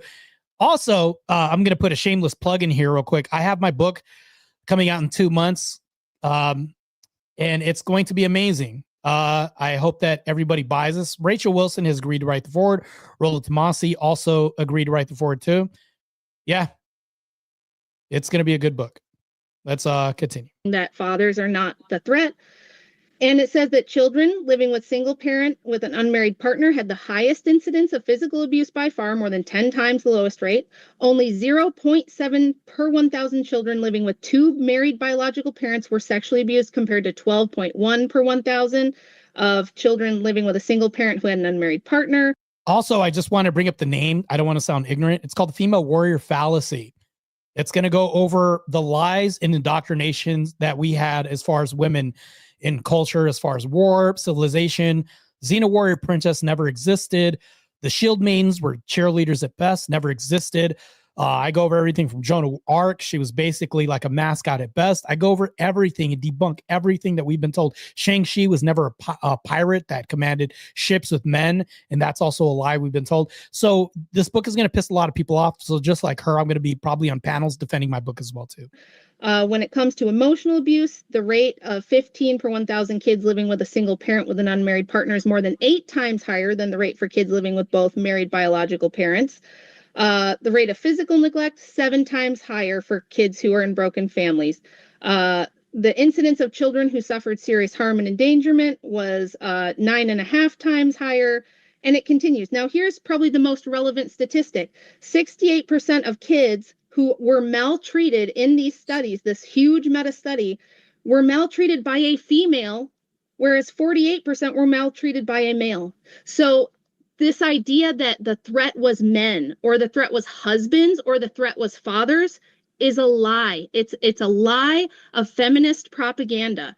It is not your married husband and the father of your children who is the threat. It's the guy that you shack up with after your divorce.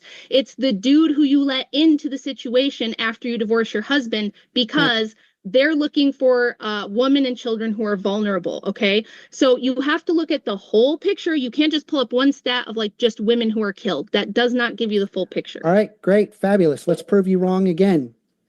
I do love that goalpost shifting, though. That's fun. I'll go ahead and provide it. At all. You're the one who shifted the goalpost by saying you have to just go by this one metric, which is women who are killed. Shh, listen, the men are talking.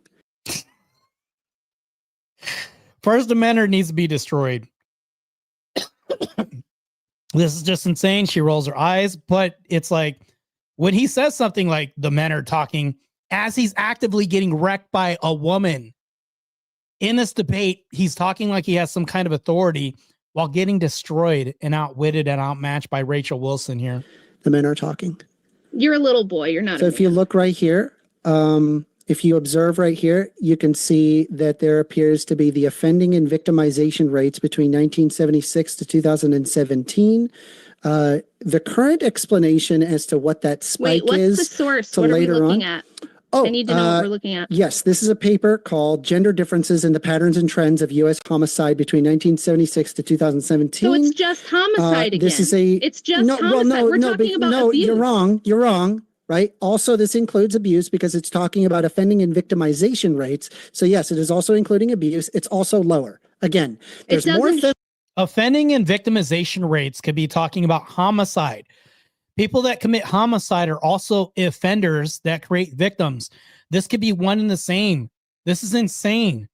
Like, this is also I'd also point this out. That's crazy that he just did this right now. I'm witnessing this. Feminism, right? But we don't see this sudden rise. However, yeah, but can you show the difference though? If this is just abuse and DV in the home, and it's not just people with homicide, it doesn't say that. Just because it says offending and victimization rates doesn't create this distinction. Like, it doesn't create a separation, because you can have homicide and murder. But anyways, here we go. It is fair to say that we can say there's not a sudden rise. There has been a sudden rise, and yeah, it's down. Yeah, no crap, it's down. No, exactly. It's stagnated. Your no, argument. You're wrong. No, you're wrong. How is that stagnated? How is that trend that is obviously going down? That's how is that? Just, how exactly that is not an stagnated? Overall rate of abuse. That is not an overall intimate.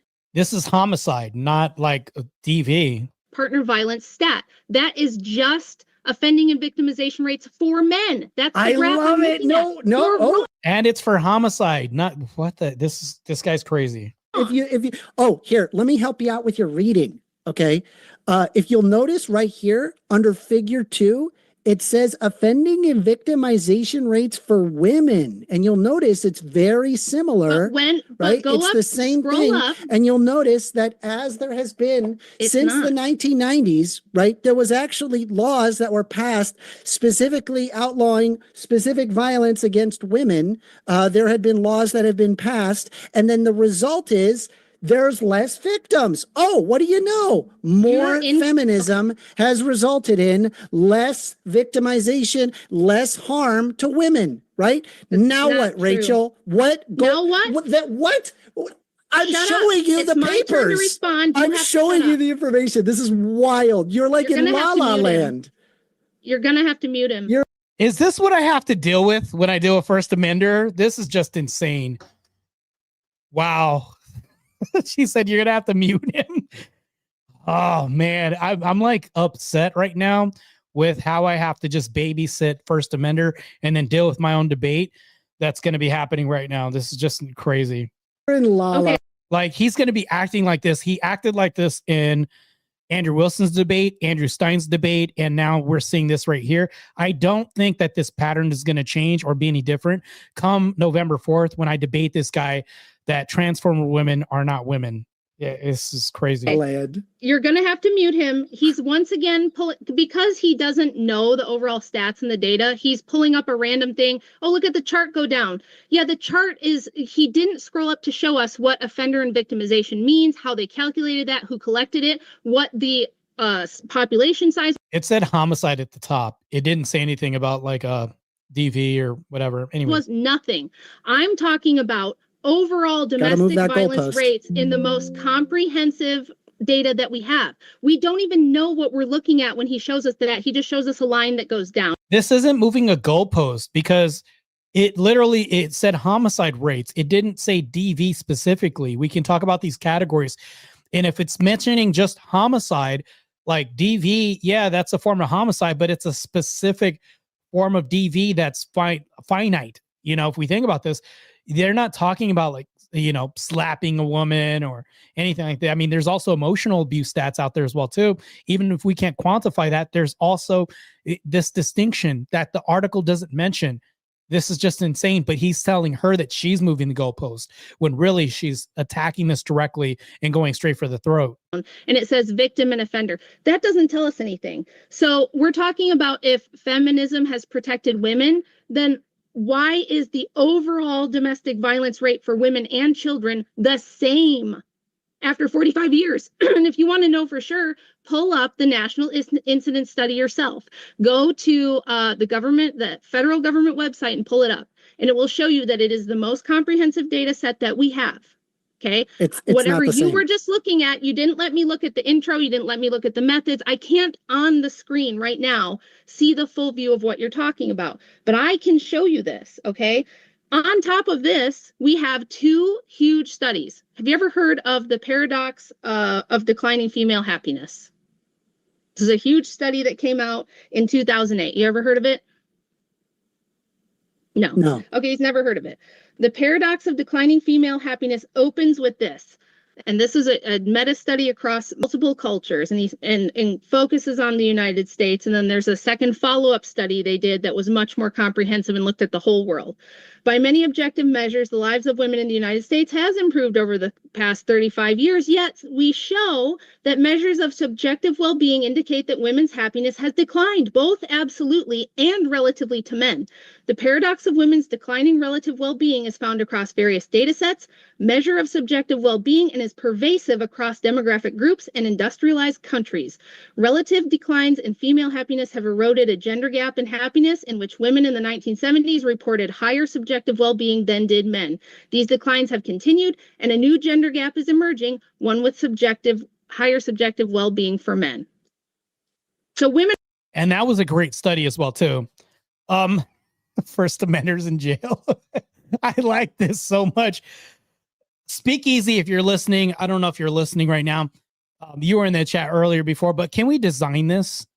Can we make it to where if he's muted and I muted him so that I can talk, we can put him in jail like this? That would be awesome if we could do that. Just a recommendation. Are not happier. They're not reporting that they're doing better. So are you going to tell me the women are wrong? Post link. How do I do that on Zoom? How do I do that on Zoom? While that link is posted, folks, want to remind you first, thanks so much for your likes. We're already at 214, and Nora in the live chat said if we get to 250 likes, he would email everyone in chat his lewd and lascivious foot pics, quote unquote. Nasty guy, but hey, we appreciate your likes anyway. We'll give Rachel a chance to. I do wonder, Dr. James Coon, I know somebody that is a doctor, but he's not like a medical doctor. I wonder what kind of doctor James Coons is, or if it's in relation to like rhetoric, speech, public speaking, or being an orator to some degree. I don't know. I guess I'll ask him directly when I see him one day. Share that link with First Amender. And when the bars are up over First Amender on screen, that's not meant to apply that he's first offender. We want to be clear. He's not. I don't know. I don't see any distinction between first offender and first amender. He abuses his freedom of speech for sure. An offender. He's not a pervert. Is the bars just also questionable? Signify if someone's muted. So, which we appreciate. I want to give. I got to give credit. Because it's true that First Amender, he has a way with people. Everybody, by the end of the debate, they're just enraged and they just want to look at his face. Yeah, exactly. This is what this doesn't affect me. So when he goes for like the attacks and wants to purposely push buttons, my buttons don't get pushed in debates. I don't know if anybody has ever seen me in debates. I'm like, I'm anti-trigger proof. I can't be triggered at all. That's what I'm saying. It's like, yeah, there's nothing that he can do to rile me up. I'm just going to treat him like a kid, but I'm not handling him with kid gloves. He's getting the shit stomped out of him, but is okay. I have the link, but I don't use Zoom a lot. Where do I share it? Is there like a chat? Yeah, you should see a button that says chat. I see you click it, and then you can just paste it. And oh, that sucks. I hate Zoom debates. I think I did one debate on Zoom. And you can't share the story. You know what? Actually, does Grid do this? I don't know. He does something that looks like a Zoom debate thing. But anyways. You could see that I have the one where you could just see the paper itself and then where it was actually published in libertpub.com. Anyway, let's take a look at your Yale paper. Back to First Amender. You just want to face. But the Doctor of Philosophy, which means he could possibly be really good at debates. Philosophy is a strong proponent, a strong component of like, I would say a staple of actually being a great debater. It's foundational in when it comes to like kind of defending our rhetoric and dismantling people's rhetoric as far as like belief systems, as far as like the social sphere of like how we have these belief systems socially shifting from one movement to the next, and these goalpost shifts that happen from one day to the next, actually, in this politically enraged environment that we do have right now. It's just, yeah, that's awesome though. It's good insight, good information. Point is, I got to give him credit. He comes back here every time, even though they can, the chat sometimes, not everybody in chat, but some of them. And then also sometimes the speakers, I remember a little 2-on-2 debate, Alex Stein and Isabella Riley. They tore into First Amender good. They called him first offender, among many other things. But again, he's not an offender. Thanks for your super chat. Rate me, XD. Uh-oh. I mean, we don't know that. So let me continue. Says, Rachel, you're wasting your time on this low testosterone, crying. Is pinko a bad word? What's pinko mean? I don't care. I don't care. It's just this guy's he's a human pinata. He's like Ryan number 2. This is crazy. the dumb ad hominem. Okay, well, don't worry, they're not done. He said he's a secretion from a cockroaches. Oh my, we can't say that one. The chat is going hard on this guy. We YouTube has become more. I'll give Rachel a chance to respond to First Amenders if you're ready, Rachel. Otherwise, I can keep. Yeah, I've posted a link to the Paradox of Declining Female Happiness and the 2022 follow-up study, which amusingly states by the authors, we find that one part of the female happiness paradox is very robust. When answering questions about negative effect, women are always and everywhere more unhappy than men. By the way, I will say I timed this stream because I saw Cool Vic have his stream and I was like, oh, I can't have this during his stream. Let me time it to where it's like on the cusp of him ending his stream at some point or towards the end. And guess what? Huzzah, we're here. Anyways, yeah, this was I kind of planned this. So this is true across time, country, and across different metrics of negative effect. LOL. So, Rachel, your Pretty paper funny. doesn't actually really address specifically violence against women. No, it's overall happiness. So, since okay, you and I hold on. can't Here's the thing, agree about right? violence, I thought we'd just go to Here- are women happier? You said it was Well, better. here's well, he lost on violence because he couldn't really kind of like create this distinction or display like where this is coming from or actually do a breakdown on this. This is what I mean. Like he was kind of scrambling a little bit and just looking during the debate. He's good at like trying to buy time and talk and like piss you off at the same time and hit all these buttons. But I mean, when it comes to like trying to actually defend yourself, I don't think he's really good at that. That's why Rachel Wilson's like, yeah, let's move on because you're unable to defend any of this at all or even clarify what you just brought up as evidence. the thing, So, Rachel. Women are Here's the saying thing. they're not happier. There's a decline in reported happiness. That's fair. I was not even contesting that concept. Well, then However, how when could I'm feminism referring be to the helping violence women if against, they're less happy? well, I think if there's they're probably worse? more to life than just simply happiness, and there's probably certain life Just asserting there's more to life, and this is crazy. I got to hear the rest of this. satisfactions that cause that to be the case. I mean, there's a current increased expectations in role expansion, specifically in your paper that you have listed, where they're saying that women's roles has expanded beyond traditional boundaries, which encompasses both career as well as familial responsibility, and that the pressure to have it all have led to increased stress and decreased overall happiness. Yeah, that actually makes Rachel's argument. Yeah. Go ahead, First Amender. Hang yourself further. I wouldn't even necessarily disagree with that. I think if you're like doubling the overall workload from like being stay-at-home to being stay-at-home mom and working a full-time job would absolutely increase that, right? Pick one or You're making her argument. Keep going, bro. I like this. the other, not do both, or at least share the workload that's a good with men. That's perfectly like Yes, you're making her argument. Good job, First Amender. Good boy. that. All right, That would be that sounded kind of demeaning, but anyways, let's go. fine. The work-life balance challenge appears to be the concern regarding your paper. If you're talking about the emotional labor as well as household responsibilities, if anything, like people where it's like expected that the woman. I've been kind of ignoring some of the debates that are happening with I think The knight and the bishop, I'm trying to be as neutral here as possible, but yeah, crazy side chats going on, by the way. I'll just say that. With Pinko communist, that's crazy. I didn't even know what that meant. But yeah, the political commentary, I could see that. Crazy stuff. Lauren says Amazon, UPS have announced $50,000 layoffs this week. Unemployment keeps rising. Nothing is cheaper. Every job reports gets worse. Bankruptcy Forbes. The value of dollar has dropped 11% in 2020. That is crazy. What a crazy stat. I love stats and looking at info. Even infographics.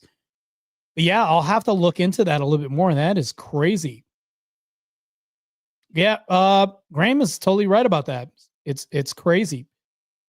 We'll see what happens though in the future, because trades are increasing as far as the job market. I think that I mean, I'm in school right now to be a diesel mechanic. They make really good bank right now. I want to, and here's my ideal, not to like interrupt the stream too much. I want to make enough to where I make two incomes. There's a guy that makes $500,000 a year as a student in my class because he owns a business. I already have a contract to work for this guy. As soon as I graduate, he says, probably 15K a year, 14 or a month, hauling like hazard material and stuff like that. So I'll get a CDL. Anyways, there's a whole lot to that. But if I'm going to be making decent money, and that's the thing though, is like if I'm going to get a wife, I want to be able to protect us from a financial storm or anything like that, right? So yeah, let's continue. It's crazy debate so far. Must be the one that deals with the household responsibility. It's that kind of mentality on top of having to work, which would result in this unhappiness, when really the working in the house and doing housework, that's not just woman's work. That's also men's work, right? It's a team effort, right? Okay. And that would result in better happiness, I think, in my opinion. I have to ask you then, is women's right to work, did like feminists fight for women to have the right to work? Is working a privilege, a right that we fought for? Yes. Okay, then how can it be a right and a privilege, but it's also like a burden that makes life harder? Right. Oh, this is a good question. Oh man, he's cooked. I wouldn't necessarily call working a privilege, because you kind of need to do it in order to like survive. Yeah, that doesn't answer the question, bro. But why didn't we need to do it before 1970? Why didn't women need to work outside the home before 1970? That's a really complex question. I think it has to do with a myriad of factors. I do believe that we had created the Milton Friedmans of the world and the Margaret Thatchers of the world that decided to erode away at unions and make it a lot harder for people to be able to make ends meet, which then resulted in. Do you want to know really? the answer? Yeah. I'll tell you the answer. Yeah, the answer is because when Rachel says, "Oh, I'll tell you the answer," you're cooked. Because we pushed women after the creation of gender studies in 1970, the publishing of Ms. Magazine, this huge campaign by now to push women into the workforce. We doubled the workforce almost overnight. Within a span of about 10 to 15 years, women flooded the workforce, doubled the labor force. Wages have never recovered, and we now have a two-income economy. So in the 60s and all of human history prior, you could raise a family with. So you don't have that. You don't think that has anything to do with the fact that we've eroded away at unions? No. Can women be bosses? Can they make? We can have unions without. So this isn't mutually exclusive. The crazy direction where First Amenders taking this, and I totally get what Rachel Wilson's saying. If I can really get this right, I think that if women left the workforce, meaning like all these jobs that men usually filled, men's pay grade would go up as far as like the pay raise, things like this. And it would be a little bit more sustainable, but because now employers can just say, well, I could just get a woman to do the same thing. They have more options. And guess what happens? Now it's like, well, I don't have to be as competitive with my pay anymore. So I think, it's just Rachel's pointing to a simple supply and demand thing that's happening right now. And we could see this happening overwhelmingly. If there was a shortage of men happening for men's positions, and we said that stereotypically we conform to these gender norms of like men working police and men working all these other jobs instead of like women being flooded into the workforce in these arenas, I think that pay would definitely go up because people would say, well, I need more men. It's tough to find a bit. I have to pay more. It's like, so I think things will get more competitive. I can get that. I could see the counter argument to some degree, but it doesn't hold up. I mean, look who's at the helm of the opposing argument. Businesses, are women capable of making businesses? Are they capable of making businesses? Can they make Sure. businesses? Yes. Okay, so if you double the workforce and you double the amount of people that makes businesses, wouldn't that increase? No.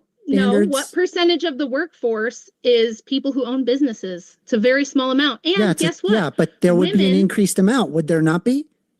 Women don't. Yeah, some women own businesses. Okay, but so then it would just be still additional trade, and it would result in higher quality living outcomes. And have you ever looked? We've observed this in the past. You know, I mean, I think it was like during the Islamic Golden Age. Hold on, it was one of the only societies. What? He never addressed the happiness paradox.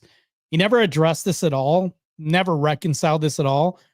He's kind of floundering a little bit, trying to just fill in gaps right now, I think. Just to be sure that Rachel has a chance to speak as well, because I do appreciate your passion, First Amender, but sometimes I just want to be sure that there's approximately equal input during the open dialogue. We'll let you get back to that thought. Let's get to the crux of the matter here, rather than quibbling over economics, which we could do all night and we're not going to agree. There's this inescapable fact of biology, which is that there's only one sex. One sex can only have the babies. This right here is irrefutable right here. First Amender is kind of delusional because I have to debate him against transformer women being women.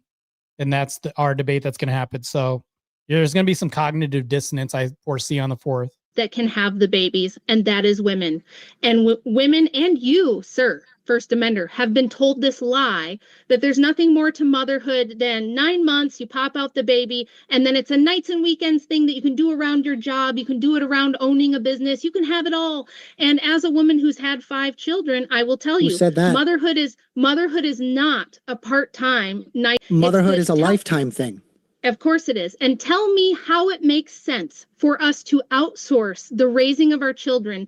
By the way, so sorry to interject. I know I'm doing like a debate stream on this, but I debated Brian Johnson, the tech billionaire, in Los Angeles on Jubilee. That episode should be airing pretty soon. I'm going to take the content and display it on my channel. This brings up a debate that we had. Brian Johnson had literally said that he had told me during the debate, I'm kind of ruining it a little bit, but I don't think it's going to quite be the same way. So Brian Johnson had told me, he said, sleep is the number one priority more than anything else we have in society, because if we want eternal life, we want to be the first society that doesn't die, which I thought was ludicrous. So of course I raced to the table and I told him, no, it's not. That's ridiculous on its face. If you're saying that sleep has to be a high priority and we have to look at sleep above everything else, you're then saying that women that have a declining birth rate and dealing with this in the nation are going to have to not deal with colicky babies anymore. Like that's going to keep women up and interrupt sleep. So sleep isn't the priority that we have in America. You're going to have husbands who are going to have to watch the night shift as cops and our protectors as the infrastructure hums at night, and men are working this to ensure that the infrastructure doesn't sleep at night. So if you're telling us that we have to prioritize sleep over everything else, you don't believe that sacrifices should be taken. So I literally destroyed Brian Johnson on this whole topic, which is going to be on the Jubilee debate. What I'm going to do is I'm going to produce the content, clip it, show it on my channel. It was awesome. I destroyed this guy so bad in this debate, in my humble opinion, that they didn't bring me back up at the table. They wanted it to look fair, firm, and consistent for Brian Johnson. And they offered me to show up for 3 more episodes. I turned down an episode for debating against the doctor for RFK.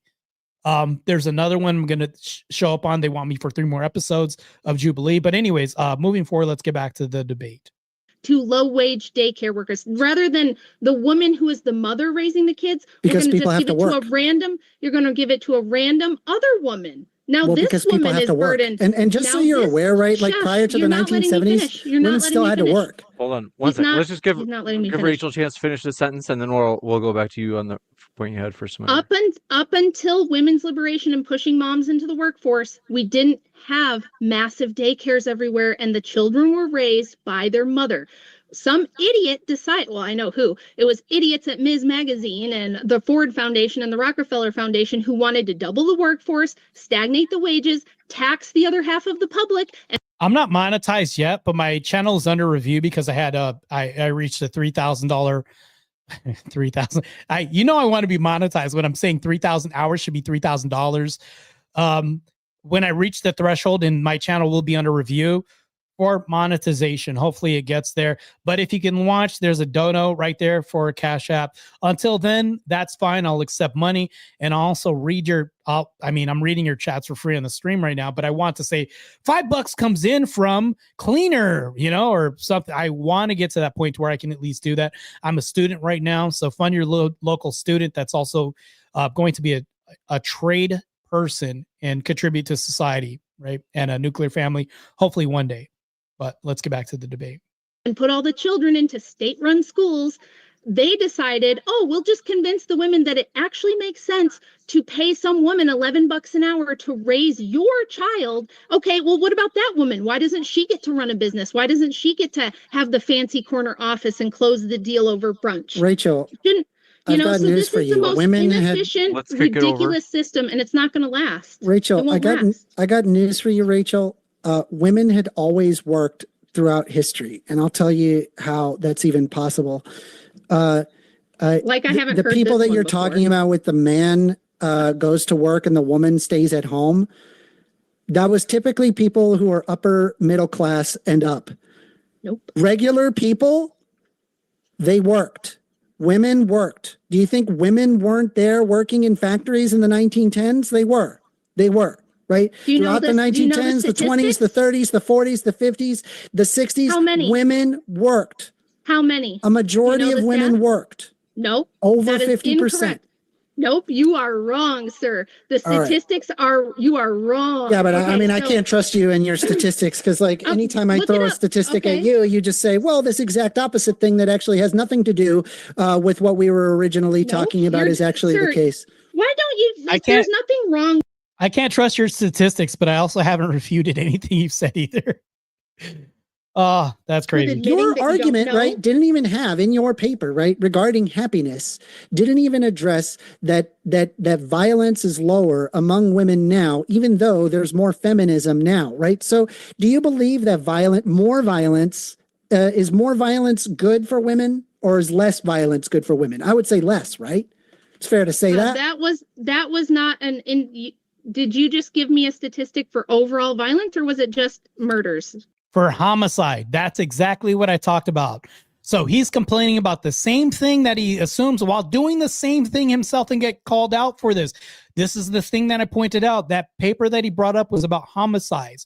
It didn't say anything about DV at all, but he's accusing her of doing that. Crazy. Because I did give you a statistic for overall violence. Yes.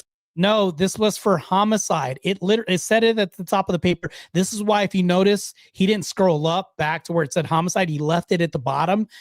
And this is where he's trying to bog things down and get things muddy.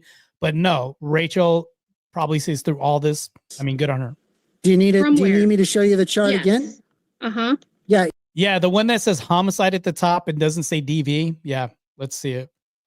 You can look at right there where it says, here is mine, sci-hub.ru right there. You can see the actual paper right there. If you just scroll down, you will see that it actually has the exact thing you're looking for. Figure 2, offending victimization rates for women. Remember that? Yeah, I can't go through your it's whole down study. now. No, it's literally a single chart. I'm Where not is asking it? you to Okay, look at the entire but what study. if you want to do this, James is not going to like it, but okay, we'll go over what's the definition of offenders. Okay, let's go back to the top. After declining. Wow. James isn't going to like this, as he smiles, of course. So he wants me to sit here and read and find out the definitions and figure out what that means, because we don't know what offending and victimization rates are. We don't know. Does that include all types of violence? Is it just fatal violence? Does it include rape? We don't know. So we're going to have to go dig through. But just to go back to what he was saying that was incorrect from my book here, and this all right, but I mean, is it fair to say that the homicide and victimization rates is lower now, right?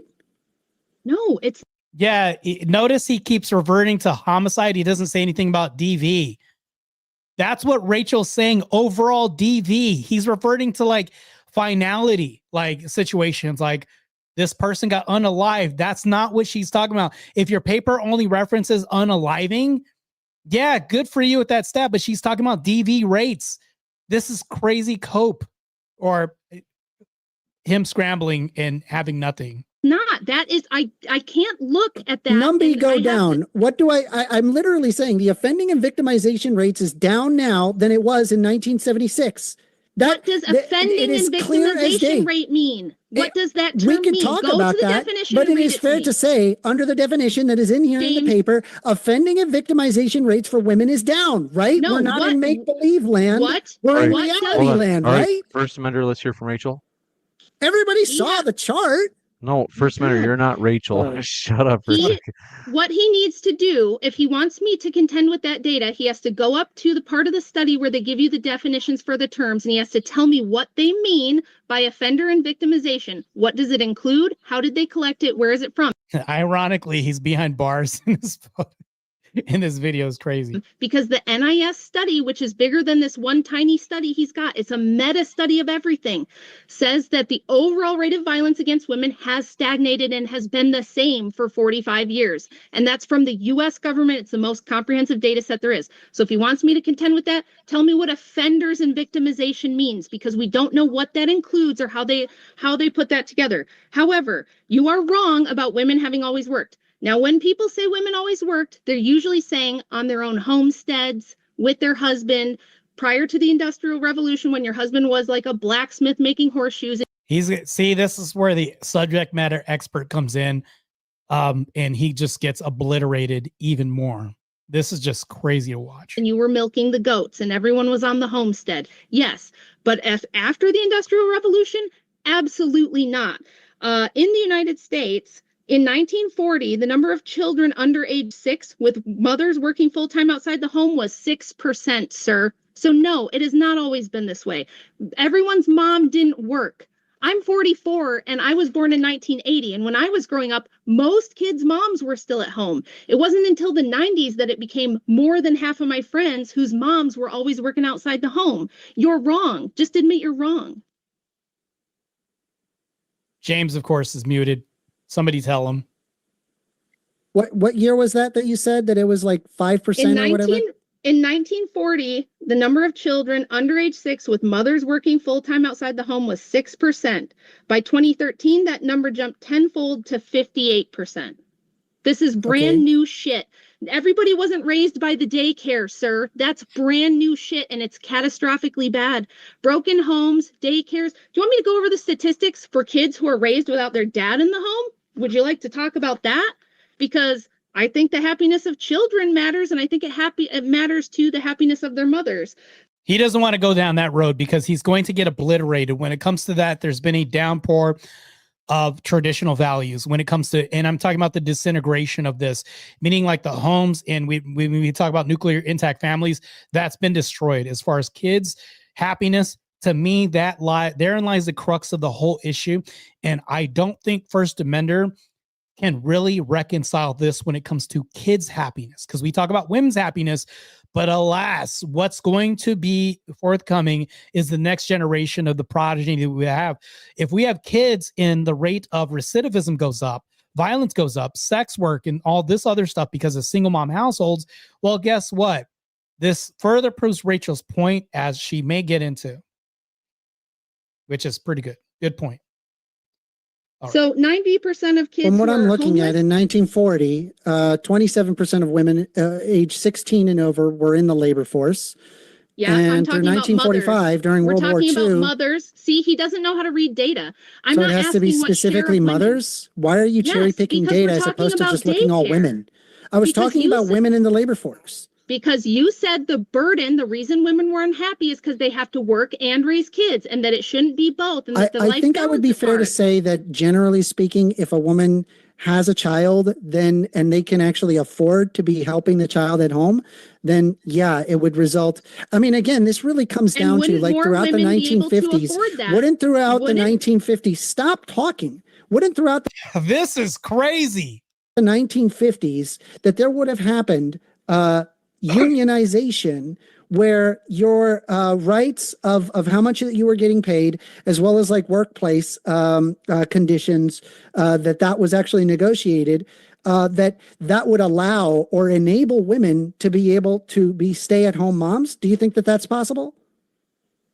What did you say at the first part? In the 1950s, what? Okay, if you have unions that are able to Yeah. negotiate the wages, right? It's not a wouldn't lack that of mean unions. wouldn't that mean that since that they're getting paid more money, women can have the choice if they want to be stay-at-home mothers? That would be nice, but that's not what crushed men's wages. What crushed men's wages was sending all the women to college. Women worked in the past. No, not then. I just told Yes, you they that did. no, they didn't. Not in You large said not numbers. mothers, Okay, hold but on, I we get showed it. you Okay, women, and it hold is on. that. You We- said all right, 16. one sec. I You hate to have do to this. mute him. He's So, just okay, This is crazy. This is what I have to deal with on the 4th of November. Wild. hey, hold let on me one talk. sec. So I'm I'll just gonna quick explain jump it. in. Okay, so one of you is saying yes, they did in the past. One of you is saying no, they didn't. Okay, we got that. Who is it? We'll go to first Rachel. Rachel, this is there. I don't know if you know if you're on mute, so we'll give you a chance. Let's go with Rachel first. You're unmuted, Rachel, so you can go for I'm letting you go first, and you're still mad. Okay, Okay. First Amender. Rachel, go ahead. I'll explain, and then he can tell me if I'm wrong. So prior to 1970, the vast majority of women did not work full time outside the home. Yes, historically, some women have worked sometimes, but it was never the norm for all women to work. Like he even said, 16% of the labor force was women. During World War II, that temporarily bumped up. It went right back down because women hated it. They'd rather be at home. Mothers working is what we were talking about because of the context of what he said, that women are unhappy, but it's only because they have to juggle work and raising kids and you can't do both. It's hard to do both. Yes, I agree. The reason men's wages have stagnated and been suppressed and have never recovered is because we doubled the labor force by sending all the women to college. Women graduate from college at a far higher rate than men now. They also carry the majority of college debt. So every family is starting with a giant burden of student debt, both parents trying to work, and this is the number one reason people are only having about 1.5 kids now. Okay. Also, if you guys think that I'm doing a halfway decent job, put 1 in the chat if you think I'm doing halfway decent, because I understand this is my first time doing a debate review. Rachel definitely obliterated as usual. Put a 1 in the chat if you think I'm doing a decent job as a debate review person or panelist. I'm going to call myself a panelist because I'm just the guy on the side watching the debate at the time. But I also like to provide some decent commentary. I noticed that when people do debate reviews, they do debates and they just watch the video, or they're not entertaining or engaging enough, and they don't have any good commentary. People fall asleep to moderators all the time, or even me or somebody else moderating a debate. And if you're not interesting enough or you're not charismatic enough, I think that you have to have a kind of like a personality for this, right? I think that could be, there's a lot to be said for this. I appreciate the ones in the chat. Thank you. This is just me kind of like checking the temperature of the room. Yeah. So self-accountability. That's what I was doing as far as check. Let's get back to the debate. This is crazy. I'd like to see how he responds to this, because this is like Tyson's haymaker that hits the jaw. So he's wrong. The majority of women did not work until 1970. It was only after the creation of gender studies departments that we shoved and pushed women and told them, you have to have a career. You have to have a career. Being a stay-at-home mom is for losers. So that's why men's wages are not better. It has nothing to do with unions. I'd love to see the answer for this. Seeing him try to recover from this. It's looking bleak and abysmal right now for first offender. How do you like them apples, First Amender? What's your response? I'll give you a Right. chance. You're unmuted now. I mean, I think if you want to fix, say, like having children in the birth rate, and you want to address birth rate decline, right? We can argue for universal child care. We can have child allowances or child tax. So he's going to throw money at the problem. This is wild. This is crazy. It's the reach. Yeah, we see how throwing money at the black community helped out a whole lot. Look at what's happening. They're so reliant on the system that they're going to rob stores, and they're saying this all over TikTok and everything else. I'm just going to rob. I dare somebody to stop me if they cut my food stamps off. And this is what happens when you throw money at a problem. People become reliant on the system, and then you fill the home with another daddy, which is big government, instead of the real daddy. He gets ejected out. I think it was a good idea for food stamps to be cut off next month, so that way Black fathers and fathers can be back in the home, and women have to rely on men now, so that we can look at each other as the support system of the home to provide for a nuclear family. I think that this is good. Take this handicap out of the home so that we can revert to systems of old of men being accountable, women being accountable, and us needing each other. Credits, increases. We can have free or affordable health care, paid parental leave.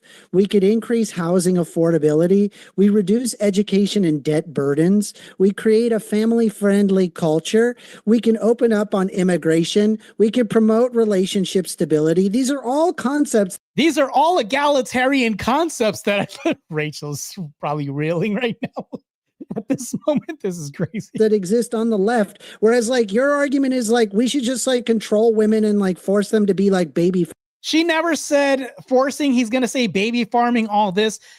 Even then, I even gave a little grace by saying I would be the misogynist by saying everything Rachel's saying. But now he's saying that about Rachel. He is now going to slaughter. Look at the look at her. She's ready to just kill. Factories or whatever, which is really weird. I don't know.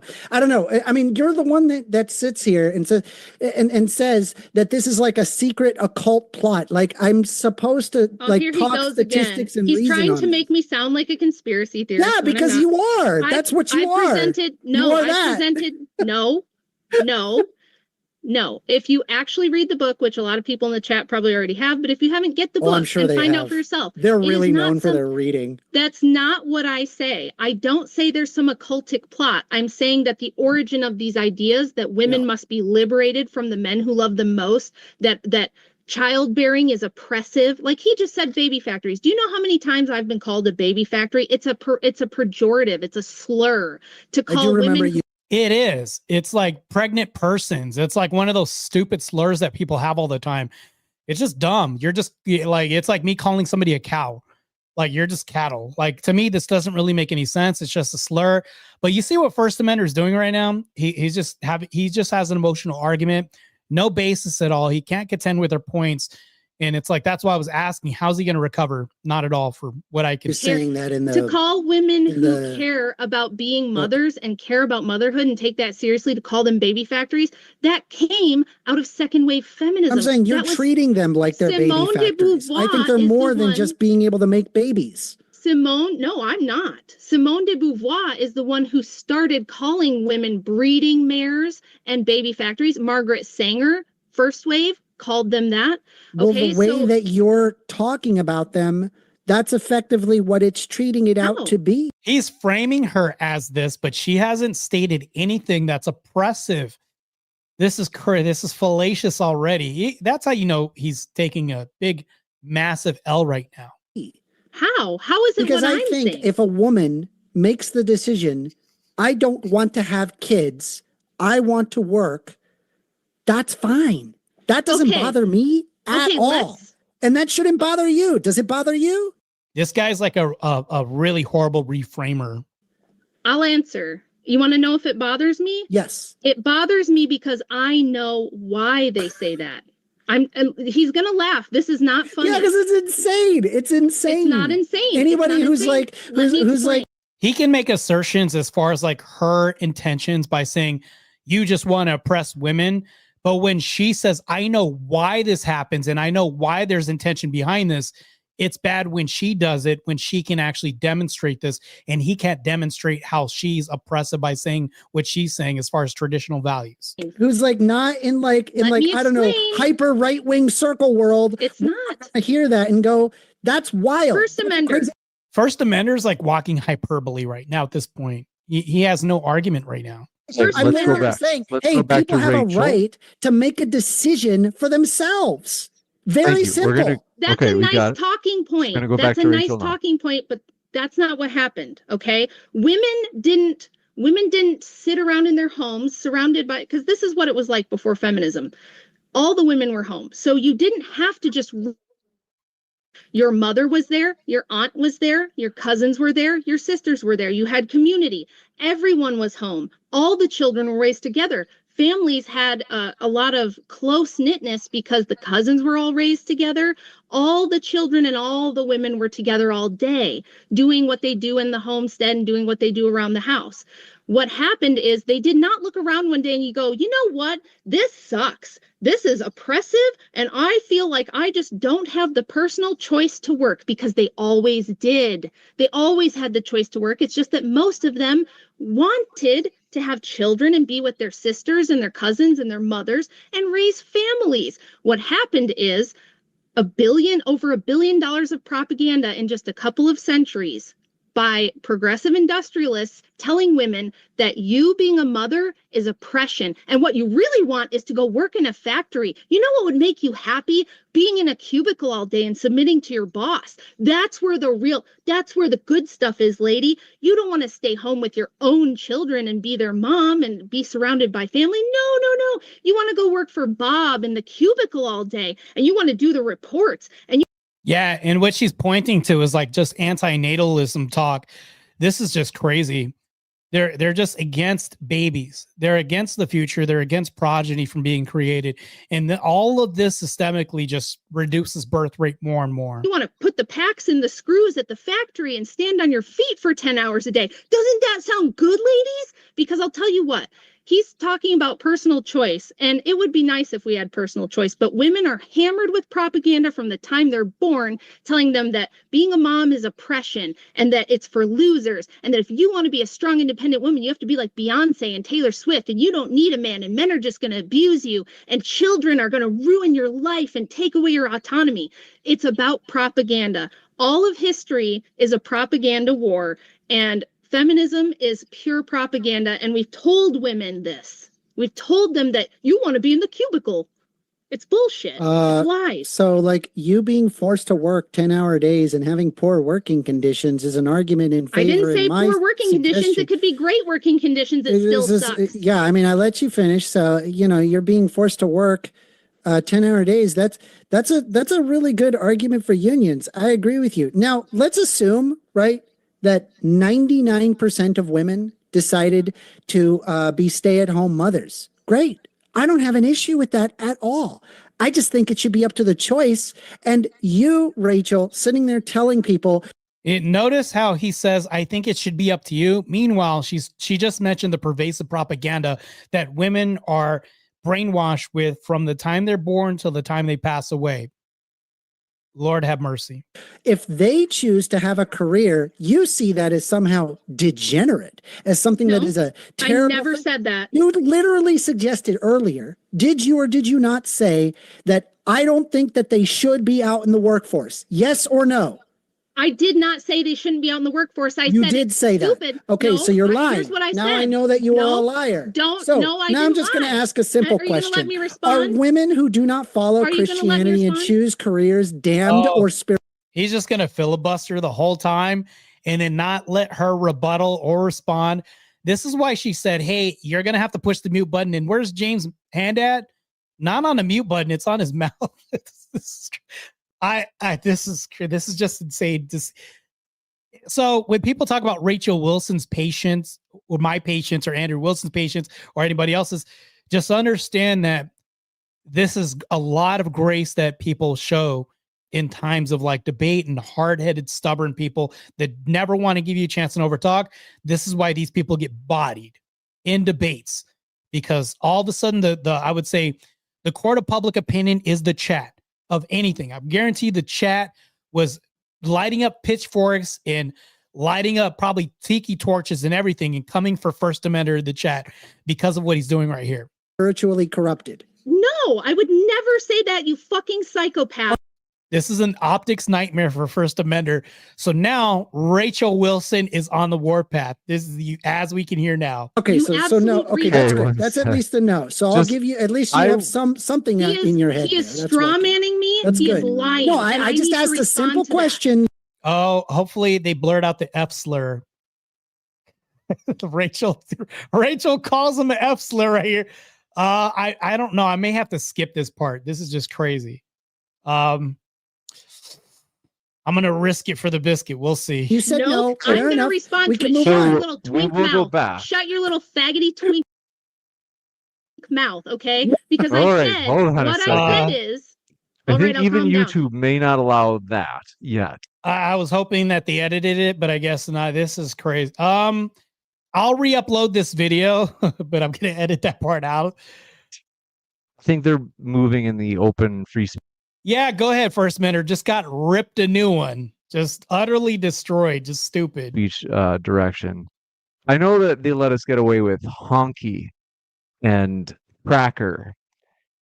And you know why that is? It's really weird because I keep talking about the black community. The black community can say cracker, honky, all this stuff, but if you take it and the shoes on the other foot, oh, we're burning down cities, cars are being burned down, the man is oppressing me, all this other stuff. So when I think about it, black culture is, I'm talking about not black people, but so there's this distinction. The black culture is extremely racist, more racist than whites that I see, at least overtly from what I can observe in society. Blacks are hella racist. And I'll be honest, I hear this in community all the time from my fellow black, I don't know what to call them, but anyways, it's crazy. He's pointing out a very blatant fact right now in society.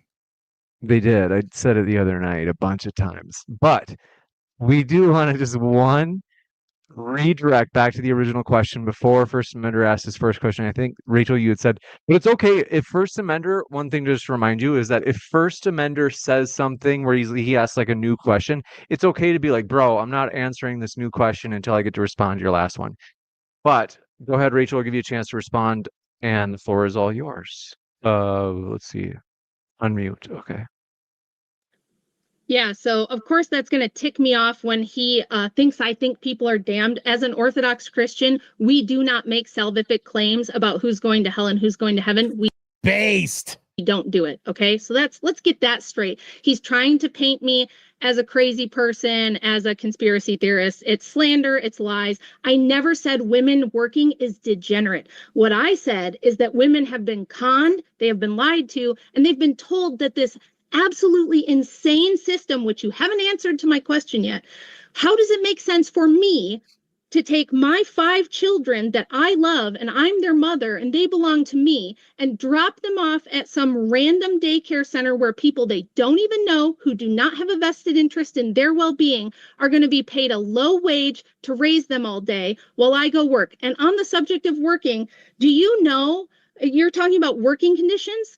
It's not that women have bad working conditions. It's that for the last 100 years, women have done the same jobs. No matter how much we try to push them into STEM, no matter how much we try to make them be the CEO, most women are not going to be the boss. Most women are going to work retail, nursing, daycare. They're going to be teachers. They're going to be bookkeepers. They're going to have these menial labor jobs that they don't care about the way they care about their children. And you're selling them a bullshit dream that they can go be a boss, that all of them are going to end up being Taylor Swift or the women on Sex and the City. That's not real life either.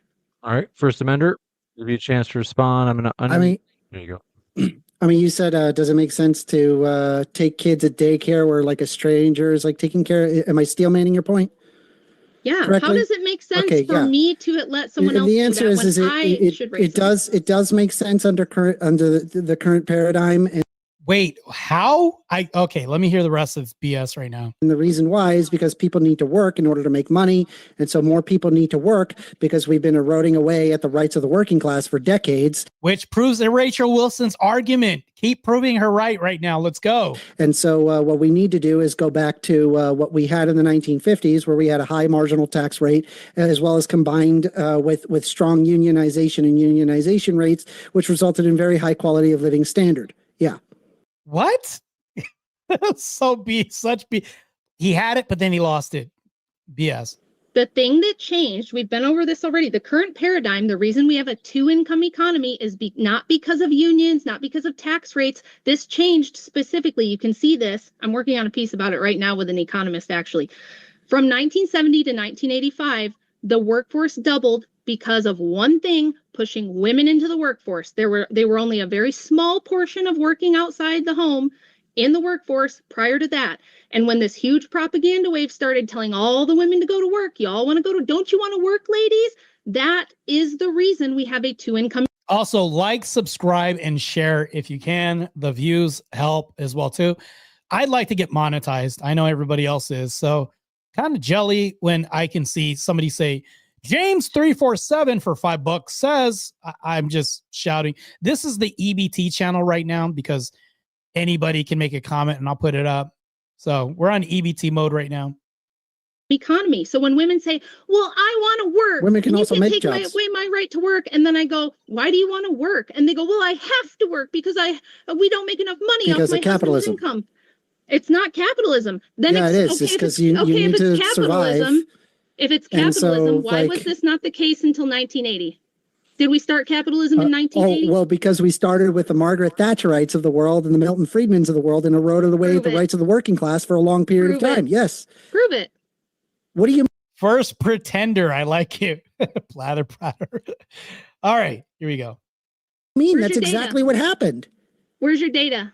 No, that's not what No happened. data that I That's not show what you happened. is We had going to capitalism prove for is 200 going to years. show the argument, because I literally showed you a number where the number is literally going down and you're like, it's not going down, it's Did stagnant. we have capitalism in the I want 1920s? to ask you, I'm actually curious of No, another question. I'm right? not going to let you get Should away. women be Did we have capitalism in forbidden 1850? from political All right. leadership because it To be invites fair, demonic I know energy? that- Simple question. I appreciate your questions, First Amendment too.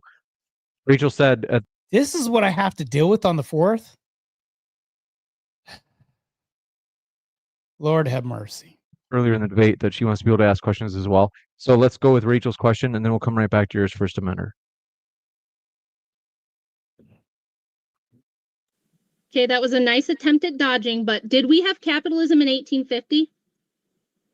Yes or no? Was America capitalist in 1850? You can just nod. Yes, it was. Okay, what about in 1910? Yup.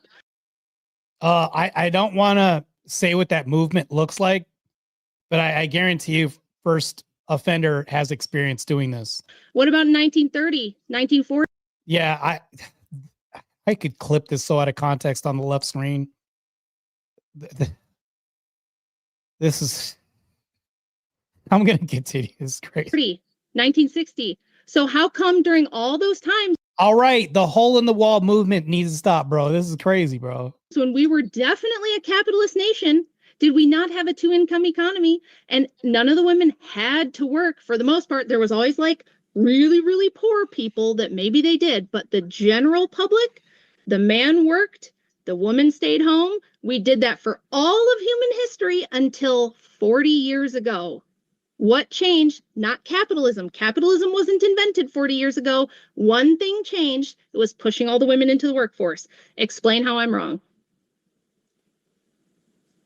Oh yeah, he's on mute. Sorry about that, First Amendment. I will unmute you. He sounds so good when he's on mute, but the nonverbal communication that I saw right now, I have to bleach my brain. And you guys have a time limit, Because just to be sure. Oh, I can go okay, till about 10. are we? Yeah, What I time mean, zone? I do. What time zone for each of you? I'm on Eastern. go till It's about 9:12 10. currently. 10? I'm hard cut what off at time about zone 11, for 10? 11:30. 11:30 is hard cut off. I could push it to 10:30, but Andrew's in California right now, so I do have all the kids and everything. So Based. Look, this is what I'm just so based. So look at what just happened right now. He's telling First Offender how integral women are in the home. Not only this, but what did I say about demonstration and being a walking example of this? She throws in, I have the kids this weekend. Andrew's in California because I'm the stay-at-home mom, this and that, proving that this metric works for society. We can map this on to other people and say, you know what? My husband, who's the breadwinner, who makes all the money, does all this and protects me, makes sure that I'm protected from a financial disaster, everything else. And I'm just sitting here doing everything as a living example of everything you're railing against, public offender. Crazy. 10:30 in what time zone? Eastern. Eastern. Okay, 10:30 So Eastern. like an hour and 15 more. Okay. And then First Amender, what about you? The latest that I could be would be 11:30. It's currently 9:13. That's the absolute latest. I got to go after 11:30. And you're talking about 11:30 Eastern, right? Yeah, Eastern. It's Oh. currently 9:13. So So we'll have to go when she has to go, right? Okay. Yeah. We'll give First Amender a chance to respond. First Amender, and then folks, we will have Q&A coming up in just a little bit. So I will say I appreciate my mods, kind of like protecting my channel. As they protect the channel, I will also protect you as well too. So if anybody's pissed at my mods, you guys could take it with me. I'm the one that's giving them full authority to do what they want to do. I trust them. I mean, the main mod I would say is Relentless RX. So here's the thing, though. I'll say this: I appreciate my mods. There's an iron fist rule when it comes to my chat. I've been kind of like glancing, paying attention a little bit, putting comments up and things like that. I appreciate you guys. You guys are, yeah, good shit. First Amender, floor is all yours. Yeah, I mean, like we had capitalism back then. I mean, throughout the 1910s, 1920s, 1930s, it wasn't necessarily very good. We had a wartime economy that we had to go through. I got to go after 11:30. So when he said the floor is all yours, I think they may be wrapping this up. Let's continue. And you're talking about 11:30 Eastern, right? Yeah, Eastern. It's Oh. currently 9:13. I'm assuming. I don't know. Whenever I hear the floor is all yours, I always think they're wrapping it up. Maybe they're just continuing. Who knows? So we'll have to go when she has to go, right? Okay. Yeah. We'll give First Amender a chance to respond. First Amender, and then folks, we will have Q&A coming up in just a little bit. So First Amender, floor is all yours. Yeah, I mean, like we had capitalism back then. I mean, throughout the 1910s, 1920s, 1930s, it wasn't necessarily very good. We had a wartime. Not to interrupt, but Rachel Wilson has been in my chat before too. She just said, "Hey, probably subscribe to my channel too. Probably get some notifications, but she'll probably see this." I wouldn't be surprised if she shows up to this chat when we're talking, or Andrew. Who knows? But let's continue. Economy that we had to go through. Women had to work as well. I think it was like upwards of 40% of women had to work during wartime.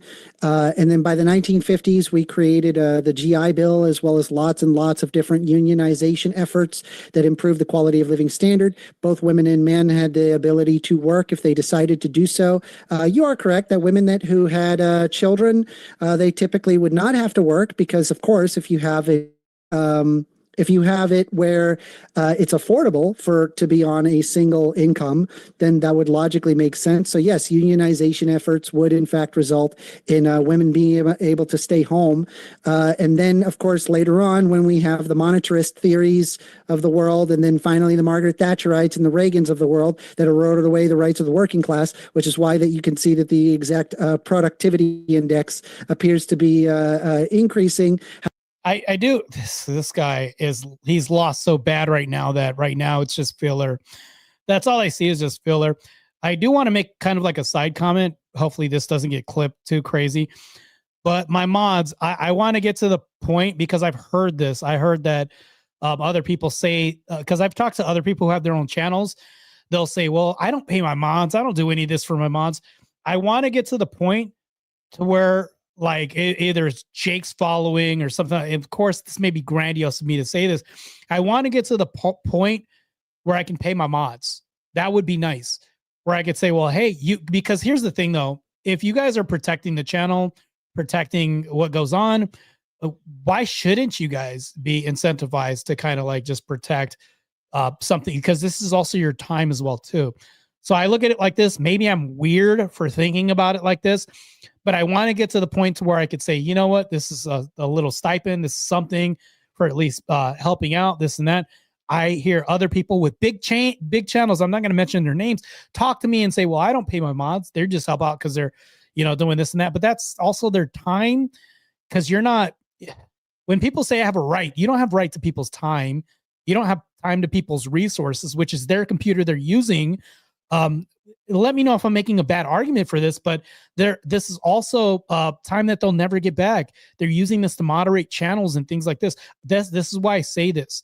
Although I would like to do a debate on why mods should get paid. But anyways, that's neither here nor there. Let's continue this debate. However, that the pay has remained stagnant since the 1970s is a very strong indicator that it is in fact the issue that things are less affordable and so women have to work. That's just, I'm sorry. I mean, I guess we just fundamentally disagree. I mean, you could sit there and say that this is a result of, I don't know, some bizarre occult thing. That's not what I said. Stop strawmanning me, dude. I mean, you wrote the book. I don't know what to tell you. That's not what was That's my what argument. you believe. My argument to you here. What was my argument to you here? You're just trying to deflect because you're getting your ass. You said there was. You said that there was capitalism in the past. Damn, he is getting crushed. Look at James' face. Look at Rachel's face. First Amender, you're gonna have to eat this one, bro. It's a wrap, man. So the cope. You know what? This has just turned into the cope stream. We're literally just watching the cope. Once again, pay attention to the expressions, because they're extremely accurate as to what's going on right now. Yeah, I mean, I guess so. I said we've always had capitalism, so it can't be capital. And then he said, yeah, I guess. He's conceding to getting his ass whooped. Good. I love it. This is awesome. If we had just gotten capitalism in the 80s, you might be right. But here's the thing. You have already decided. I mean, it was a very low working life. It was pretty crap in the 1910s. It was crap in the 1890s. It was crap in the 1920s. It was crap in the 1930s. It was only until like post 1940, 1950, where like you have a heavy unionization effort as well as tons and tons of money being poured into R&D that it resulted in a higher quality of living standard. Like, I don't know what to tell you. Like, I guess like if all women just all of a sudden, if all women, like, do you really believe if we pulled all women out of the workforce and then they all became stay-at-home moms and started making babies? So now he's creating an absolute claim, which is also fallacious. This is crazy. But I mean, he's purporting, what if this happens, a what if scenario? Well, not exactly an absolute, but he's using a what if. But this is going to be interesting. Do you believe that life would get better? Oh yes, I definitely do. You're out of your mind. You're out of your mind. Why? Why would that? Well, because you're halving the. Because he's going to look at the exception to the rule. Is that what he's going to refer to? Well, not everybody, because a stark, less than 1% are going to be miserable because insert cope, whatever that is, he's going to blame it on. The workforce, you're halving the amount of people that work there. And then what you're going to end up doing is you're going to have an overpopulation problem, right? You're going to have it. Wait, what? We're literally in a birth rate decline right now. And he's talking about a overpopulation problem. Meanwhile, 4B in the West is destroying us with South Korea as transplanting from South Korea coming here, and also Planned Parenthood with the deleting of babies from the Black community, which is 17% of the women. And I'm being gracious when I say this, deleting most of the babies, more than we have had deaths in human history due to the ABs that have happened at Planned Parenthood. This is insane. And he's worried about an overpopulation problem. The delusion in the, I'm going to have to face this guy in the fourth, and I'm going to have to beat kick this guy's ass. Something awful. Men's wages, I guess it could go up, but that's like you would be looking at a giant deflationary spiral that would invariably destroy the economy. Absolutely. That would make the world a worse place. So I'm going to wait. It would make the world a worse place with the reverse of a plummeting birth rate, and men getting paid more so that way women can have the option of being stay-at-home moms and raise kids. How? This isn't the fact that he's still digging his feet down and doubling down on this is just insane. Ask you a question now. It's my turn. No, I got to respond to that. I got to look at the bad faith. I'm just going to steamroll or attempt to leadership because it invites demonic energy. Question.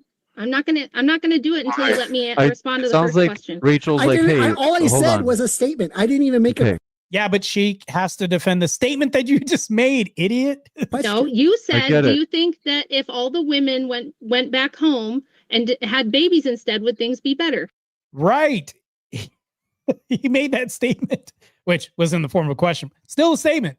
Now you're asking. You answered it. You said yes. Yeah, no, I didn't. You didn't give me a chance to answer. You're framing it as though this is going to be something that happens overnight. Of course, if we rapture all the women from the workplace back home on, in one day, that wouldn't be bad, or that would be bad. That's not how it would work. What I'm advocating for, and you need to, first of all, you need to stop thinking you're fighting some Reaganite Republican. I'm not a Republican. I hate Reagan. He's the one who gave us no-fault divorce. I don't like Thatcher. I actually wrote a piece of why Thatcher sucked. Okay. So you're not talking to some like MAGA Republican person here. That's not even my purview. What I'm advocating for is to dismantle the feminist propaganda, show everybody the lies, show everybody how dishonest the movement was, that it was never a grassroots thing, that it was a top-down effort from wealthy progressive industrialists who wanted cheap labor and to double the tax base and wanted kids in a Prussian school system where they could be, programmed to become good factory workers and good soldiers, according to the Prussian system. Okay, it's pretty progressive view that I have from your worldview, right? Those people lied. And there was a massive billion-dollar propaganda campaign that took a century to convince women that working for some dude is freedom, but, tending to your own family and submitting to your own husband is oppression, okay? If we just undid that and we actually gave women the choice, I want women to have the choice. I want them to know the full story and I want them to have the full picture. And if then they still choose, you know what? I don't really want to be at home with my own children all day. I really don't want the kind of life where I can make my own schedule, prioritize what I want to do and put my time and effort into what I think is important, which is raising my kids and investing in them and educating them how I want to educate them. Doing, maybe she has a side gig from home. That's fine. I'm not True, because that would still be a stay-at-home mom. And First Amender looks checked out. Dr. James Coombs looks suspicious of him being checked out. Like he's not even in the debate anymore. Rachel Wilson's still hammering in. This is a bloodbath that we're witnessing right now, which is expected. Against these things. I'm not trying to shackle women to a stove. That's ridiculous. I want them to have the choice. So what I would advocate for is a slow transition where women get the full story. And a lot of them do go, you know what? Racking up a bunch of debt and going to college to start a career. And then I don't even think about maybe having a kid until I'm 35. And by then it's almost too late and I might have trouble. Like that does seem like a bad deal. I do kind of want to stay home and have my family first. And maybe when my kids grow up, then I'll work. Okay. I think if we gave women that choice, they would choose it. And just to wrap, Simone de Beauvoir said this to Betty Friedan in an interview in the 60s. She said, no government should be authorized. So I will say this because this is a really good response James Bradley actually offers. He states his answer is keep birth rates suppressed, rely on immigration, how government, grow government and live in a utopian, cultless, identityless consumer nation. Yes, that is extremely accurate. Yeah, it's crazy. We can all see it right now. The guys just got bodied. Front of everybody. Tries to give women the choice to stay at home with their children because if there is such a choice, too many of them will choose it. And that's why they did the propaganda, because if women knew and they could choose, most of them would want to stay home and make a family, not work in a cubicle. Let's kick it over to First Amender. First Amender, let your sister Rachel have it. Yeah, if all women left the workforce to become stay-at-home mothers to focus on childbearing, the consequences of this obviously would be economically devastating. What? 87% of men work the infrastructure that is humming at night as everybody sleeps, not having to think about this. These men are taking the sacrifice to work graveyard shifts as police officers, everything else at night, protecting us as we sleep soundly. The protection isn't just because women will always say this. They'll say, well, who are you protecting us from? Other men? No, that's such an idiotic statement to make because we protect women from environment. We protect them from weather, inclement, failed weather. We protect them as far as sheltering because we build houses. We protect them from financial disasters as good husbands. We protect them from physical harm from animals and other species, invasive species, things like this. The protection encompasses so much. So to me, that's the most dumbass argument I've ever heard from feminists when they ever utter this, because it's like, well, who are you protecting men from? It's like, but that's the thing though. It's like, what's the economic disaster? Because surely 13% of women work infrastructure. And if you cut that in half of them are secretaries. If we really think about that, like plumbers and things like that, they're secretaries in that industry, half of them. So I'm being generous when I say what, 7%? like 7% are working in infrastructure on actual job, but even then their bodies break down faster than men. So it's like, this doesn't really make any sense. What are you going to do? Take people from air conditioned jobs that can be replaced by another man? I don't understand. Like, to me, this doesn't really make any sense. Anything women can do outside of the home, outside of birth or whatever else, men can do all these jobs, but women can't do everything men do. So if you were to take one sex off of the market as far as the workforce, it would be more detrimental to take men out of the workforce and then replace women. You can't do the opposite. Like, we can't. His rhetoric doesn't make any sense at all, and I don't even want to try to understand this logic at all. It would be socially transformative and not in a good way. It would create long-term problems regarding national stability. I'll explain how. Women make up roughly around 47% of the United States labor workforce. Removing them would basically slash that workforce nearly in half. Sectors such as healthcare, education, social work, finance, and retail, where women are the majority, would basically collapse. There would be a giant U.S. GDP plunge, which would fall dramatically due to the loss of productivity. Estimates suggest that gender equality in employment adds trillions to a nation's GDP. Removing women would cost, at bare minimum, 10 to 15% more of total GDP. Fewer workers would also lead to less tax revenue. Combine that with more children and thus more dependents would put severe strain on government programs like public education, healthcare, infrastructure, social security. You would have a massive care burden on men. With women effectively being out of the workforce, men would need to pick up more hours or shift in order to formerly female-dominated. On what world is he talking about? Some dystopian post-apocalyptic world that he's framing right now that's nonsensical, because if you take women out of the workforce, we're going to keep it running and humming at night when everybody's asleep. Like I said, cops working the grave shift. Men could work nursing jobs. They could work healthcare. They could work teacher jobs, all these other jobs. But society would absolutely crumble if we did an absolute scenario the other way. To me, it doesn't really make any sense. Actually, we'd probably be more innovative as a society. That's my sexist take, but I don't think it's that sexist. I think it's pretty based, leaning more towards reality than his worldview. Roles, care work would be offloaded to the lowest paid workers or immigrants, increasing class divisions. You would have educational or healthcare declines where women dominate roles as teachers, nurses. He does sound like he's reading from ChatGPT, right? And aides, this would basically, the quality and availability of care would effectively plummet, especially in rural, underserved areas. You have a loss of talent. If we took men out of the workforce for a week, the devastation would be monumental to society. But if we took women out of the workforce, it'd be like a little hiccup, right? In summation, I think that's mostly accurate, I would say. Innovation. Women make up a growing percentage of STEM grads, doctors, and entrepreneurs. Their withdrawal would cut innovation and global competitiveness. Fewer role models of girls would lead to long-term consequences for future generations. You're talking about role models for girls. You mean moms that are there for their daughters and actually homeschooling, things like this? What? This is insane. So those aren't role models as well, too? The traditional wives that are home, that remember when our grandmothers had like the cookbooks, Betty Crocker, and they used to read out of cookbooks and all. What happened to that in society with women?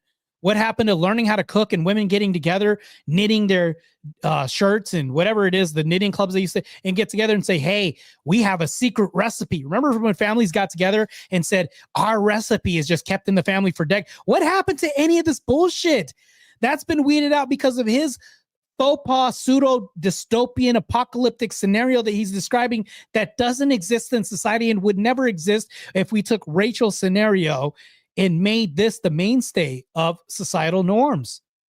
How this is, look at James' face palm right now. This is crazy. He has to endure this.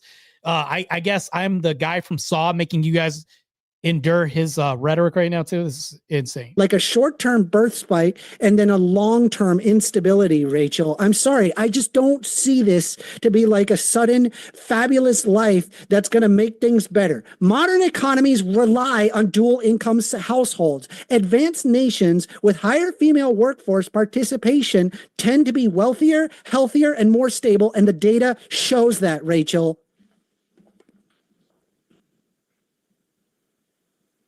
Can I respond to that?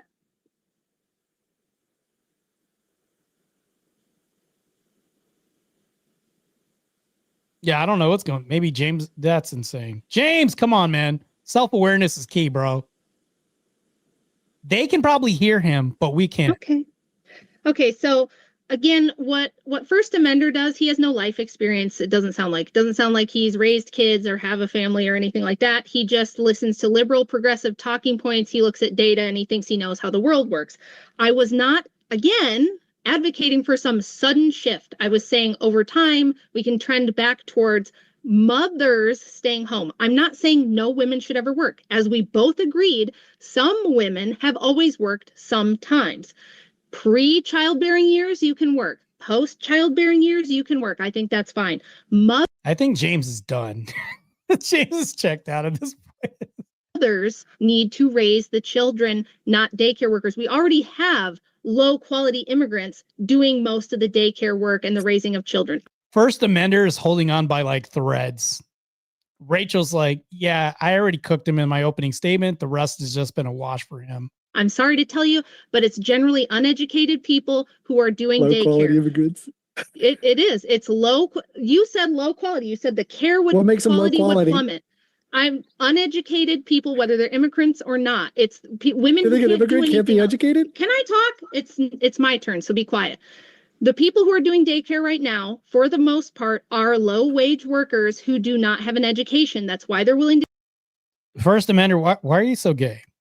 take a job for $11 an hour. Same thing with like elder care. It's mostly immigrants. Everybody in this chat will go to their grandma. And the crazy thing is though, the level of disrespect, like she's talking during, and then he just leaves like during the debate. I don't care because they'll say, well, I have these headphones in and they're portable earbuds. I could still hear.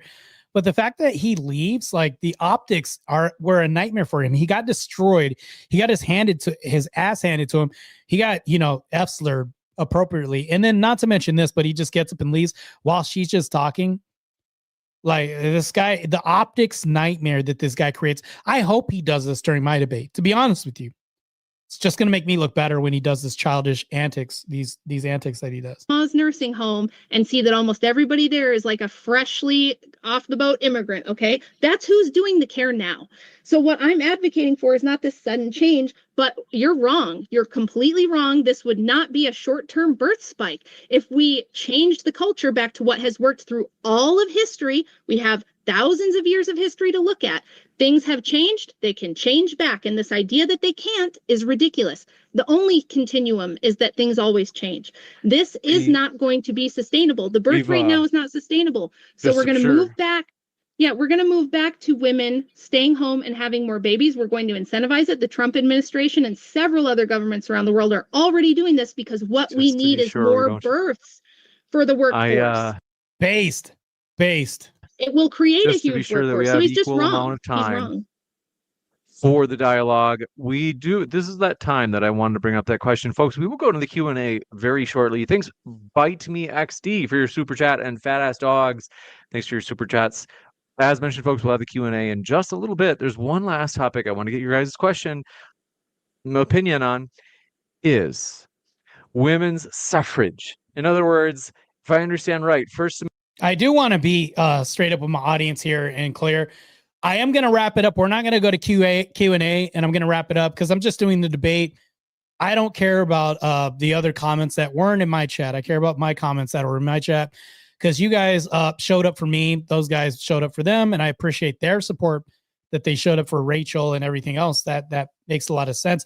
But I will say this. I am holding a stream on Thursday. I don't know if you guys are into survival horror, dystopian apocalyptic thrillers like the kind that First Amender mentions that aren't real in his scenario. So I'm going to hold this stream on Thursday, and hopefully you guys can survive. It's going to be survival horror debate. And yeah, it's going to get kind of bleak at times, but it turned out to be good. I did a test stream on this, and people say that they liked it. AG liked it, and a couple of other people liked it as well too. They acted, they sounded like they were in on it. The chat responded really well to this, but this is going to be a really good stream. I'm going to hold this. I actually look forward to it. I don't know, this may be the first of its kind. I don't think I've ever seen anybody do a debate like this, but it's going to happen. Let's continue on with this debate into suffrage. Amender, you would take the conventional view that I think the vast majority of Americans would take. You would say, yes, like it's good that women can vote. Now, Rachel, you take an unconventional approach and you say, hey, I'm going to shatter the conventional wisdom. I actually don't think that it was a good thing for women or America or whatever. We're going to give you a chance.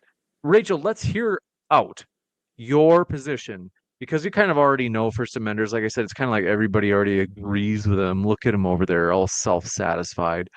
But Rachel will give you a chance to lay out your position.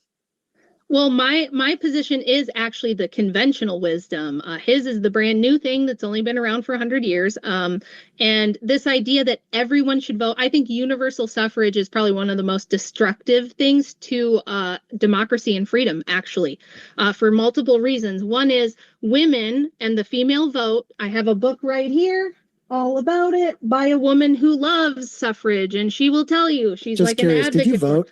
She's an advocate for it. I will tell you in a minute.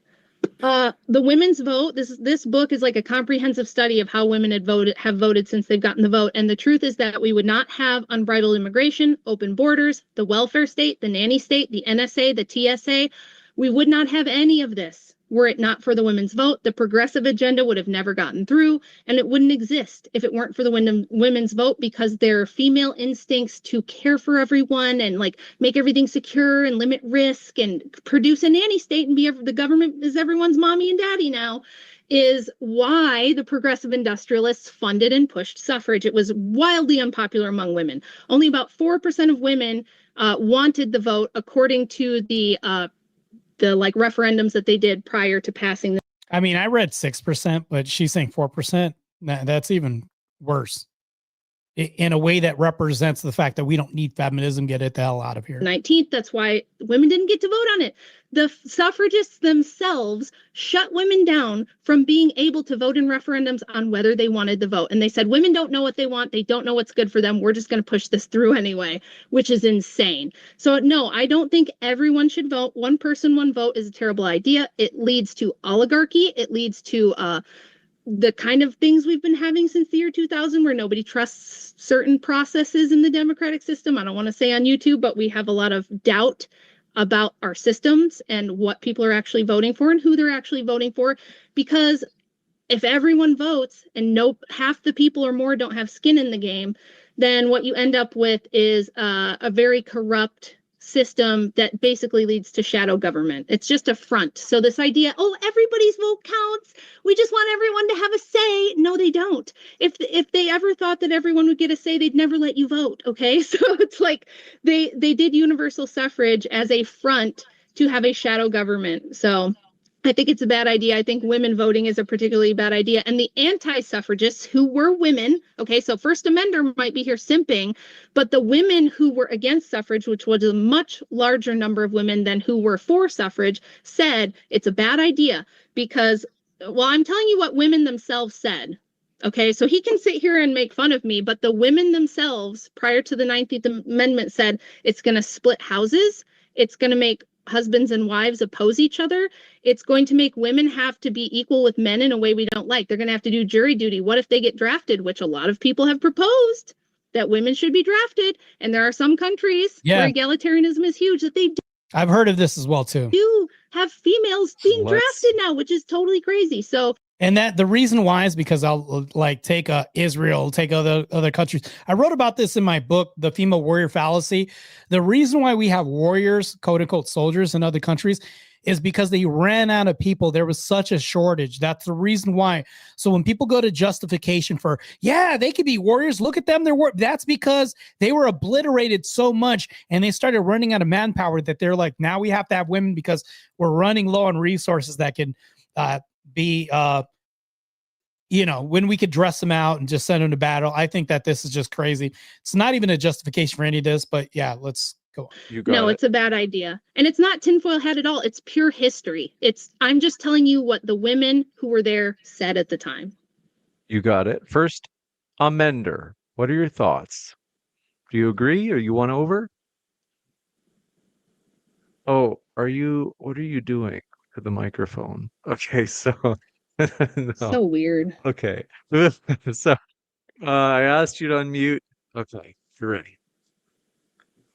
Oh, what? You're still Hello, can you hear muted. me? Oh, there you're Can you hear back. me? Okay. Yep. Yeah, sorry for whatever reason. I got to change out my cable. Anyway, uh,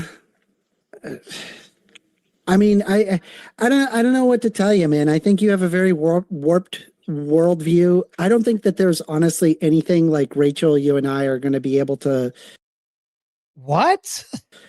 come to an agreement on. You have a completely different. This is the same guy that's going to be debating me that Transformer women are women. So if he's calling her worldview warped, just understand that that's also his position. Idea of what you would consider to be a better society. I mean, even if you're talking about a gradual halving of the workforce, really ultimately you're just going to be competing against nations that do double their workforce. And it is true that by doubling. No, that's not necessarily true. He doesn't understand. The critical thinking is low on this guy. Your workforce, this would improve the overall economy and increase people's overall well-being. But let me just ask this: like, do you believe in the concept of no taxation without representation? Do you think that that's a good idea? I don't know how I feel about the concept, but I know that under King George, we were paying like 4% in taxes, and now we're paying like 50-something% if you include all the consumer taxes and the income tax and Social Security and safety net I mean, we taxes. can talk about that, but we're far taxation higher without no taxation without. Yeah, he opened up that Pandora's box, and now he has to eat all that. It's just crazy. It's making his point look even dumber. Without representation, is that a good idea or No, bad idea? I have a Hoppian view of democracy. I think democracy sucks. I think Hoppe was right. I think it's the God that failed, and I think that it makes a lot of promises that So it you're not never going to answer the delivers on. question. No, I don't believe in democracy. Okay, cool. So let's try it this way.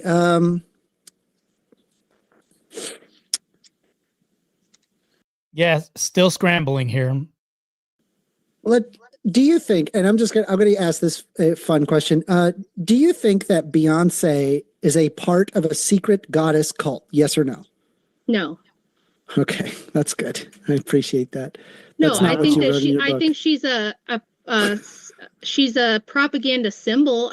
Yeah, I think she's definitely a result of this. When she came out with Independent Woman, I do believe that, like what Rachel was saying, that when women are born, they're propagandized and hit with propaganda and so much brainwashing till the time that they pass away. Do you think Beyonce was omitted from this whole process? And that's how independent, like, we have to really think about all this. Like, Rachel really nailed this down when she said women are propagandists from the time they're born till, whenever. I think that Hollywood and the big music industry, it's not a conspiracy theory. Have you ever heard of the Laurel Canyon scene? I want to hear it. Go, tell me. It's not tinfoil hat. No, look at this go little. for it. No, you're being. No, disgusting. I want you to explain it. No, explain it. I'm just blocking the rays so I can understand what you have to say. Do you know that almost all of the musicians from the 60s, like the boomer musicians, were completely. The Laurel Canyon scene, it was completely fabricated. So like the Beatles didn't write most of their own music.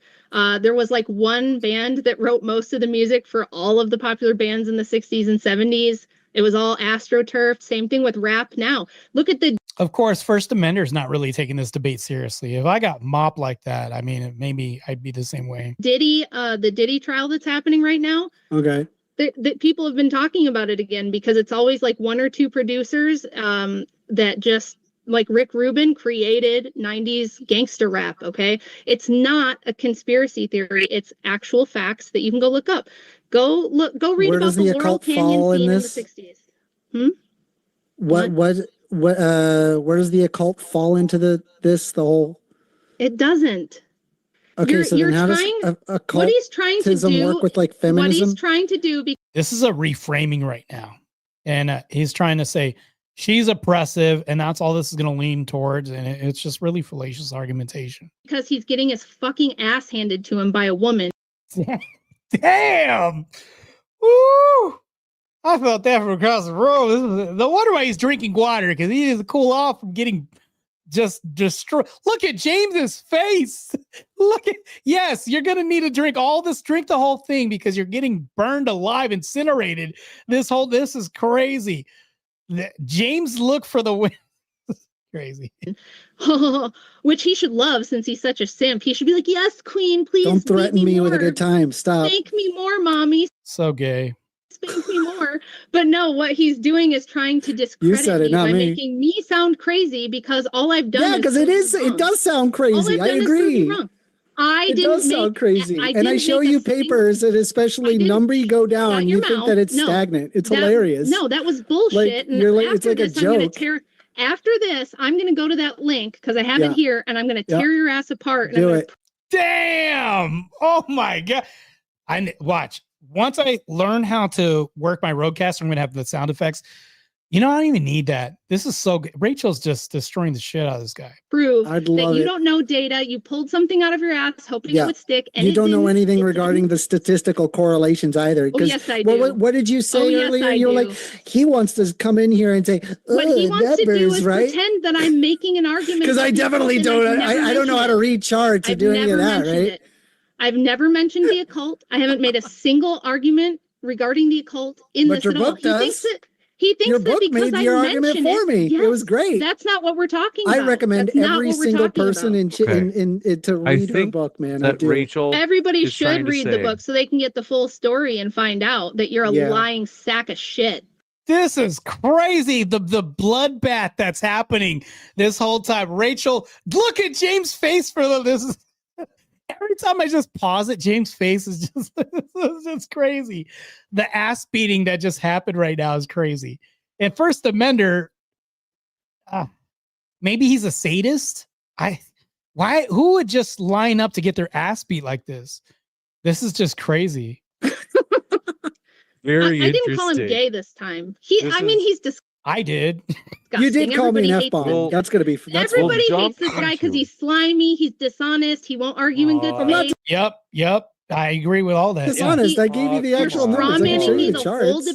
I have to deal with this on the 4th. I know I probably said that a million times, but that's why I did this, because I have to see what I'm getting ready to deal with. Trust me, I'm looking at a lot of other First Amender debates, so you guys don't have to. This one I'll see because we can tolerate Rachel Wilson. The other person on the left, I barely tolerate. The whole debate, all you've done is straw man me. You go, what about... Actually, we don't tolerate her. We embrace her. She's like a family to some degree. Like, so for everybody else, like she's the person who you'd want to be family. We can map onto her ideology to everybody else in America, and we'd actually have less crime, believe it or not. The occult, though. What about the occult? Yeah, because it's stupid. It's stupid. You won't address my argument. I didn't make that argument. I did address your argument. I showed you papers. My actual arguments. I did. I addressed I answered every single one of your questions. Well, we're going to jump into the Q&A. I do appreciate, folks, thanks for your questions. This has been a lively one. First Amender... This is the kind of guy, by the way, that the patriarchy protected you from. This is... Damn, that's good. That's gotta hurt. That's crazy. He's just taking these hits. He's a good pinata. This is the kind of guy who would look at James' face again. James' face. That's crazy. Be your buddy until your boyfriend dumped you, and then it's like his face is just frozen like this. He's a First Amender got his ass tore the fuck up in this whole debate. This is crazy. And he'd try to get you wind up and try to make a move. That's the simp feminist. What is happening? For these guys. Wow. The accuracy of this descriptive, that crazy. What is this? It's an actual mating strategy. It's an actual mating strategy to be a male feminist and be like, I'm not a threat. I'm just like one of the girls. What is I'm not happening threatening. right now? Let me worm my way in there. That's what he is. He's sneaky. It's denial by First Amender. That's what's happening right now. Dishonest. He's gross. I don't even know about me at all. He's straw-manning me the whole debate. All right. And all the women in the chat know what I'm talking about. The ladies know what I'm talking about. He's not, in his defense, he's not an offender. We don't have any evidence of that. we're gonna. I didn't say he was an offender. I said he's a male feminist, and male feminists are male feminists as a mating strategy. It's a legitimate mating strategy. Yeah, I'm sorry. I believe in like equality for pretty much everybody, which would make me a feminist. You don't. Yes, unfortunately. You know that because you're not an alpha, you're not like an attractive type of a man. And you know, it's a way to expose guys like First Amender. This is how you have them admit that they're feminist. Talk about an egalitarian world and just describe it as like fair, firm, and consistent and this and that. They'll admit to it. And they're literally admitting to feminism. That's like the secret trick on how to like unearth all this. Have that conversation because it sounds sensical to somebody on the liberal left. But once you start peeling back the layers, this egalitarian, all you do is just turn one page, boom, feminism. And that a woman would want, that your only possible shot as a mating strategy is to be a male feminist. I think I look okay. Ladies, I love you and I care about you and I don't like the big mean alpha men. Those big mean alpha men are Why does it always come down? Damn, crazy. First Amender is like walking cringe. I got to hear the rest. So like how I look. Like why does there's no argument. It's your attitude. There's never an argument. It's not how you look. It's not how you look. First Amender. I mean, you're the one doing it. I'll say it is how he looks. The Rick and Morty meme is correct. This is exactly how he looks. I'm pointing out the ridiculousness of your argument, and you just don't like it. You don't like me pointing a mirror in your face. No, I hate to do this. Okay, First Amender. First, he is very masculine. Okay, it's just lying to him. James, stop lying. Stop the cap. This is crazy lying to him. Just you're too nice. And that's why nice guys finish last, because James, don't have this behavior. This is not how you get attractive looks by women, by doing this stuff. I feel like I'm hosting a debate between Rachel and He-Man. So that's such BS. This is the lies. We're going to move into the questions. Now, want to do a couple quick reminders, folks. First, we're going to try to move fast because we do have a good number of questions, starting out with Bite Me XD says. Okay, so that was the debate. Very interesting debate that we just saw. It's very interesting when we see these two people go at it because, I mean, really, I don't think they have closing statements. James does have closing statements when it goes to like religious debates, but for some reason he doesn't do closing statements when it comes to like these kind of debates. I will have like an open panel right now for like 15 minutes and I'll allow it if anybody wants to come up. But yeah, this is crazy. The guy was pretty gay when it comes to this. James lied to him and said that he was He-Man, masculine, and all this stuff. It's just crazy. Hey, what's up? AJ's rants and reactions in the chat. If you guys can come over and give this guy a like and follow as well too, that would be great. Just crazy. I should have a stop the cap thing. I'm a budding YouTuber, believe it or not, with I think, what is it, 1,000 people, subscribers or something like that. Anyways, just crazy, this whole thing that's happened. But stay tuned. On November 4th, it is going to go down. This is what's going to happen. November 4th, it's going to be me and the guy you saw who looked like a Down syndrome Morty from Rick and Morty are going to duke it out. And this is the topic. And yeah.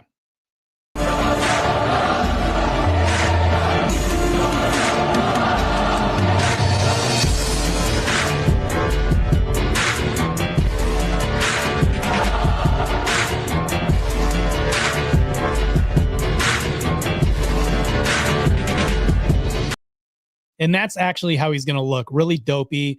He's going to get destroyed and dismantled. And I look forward to this.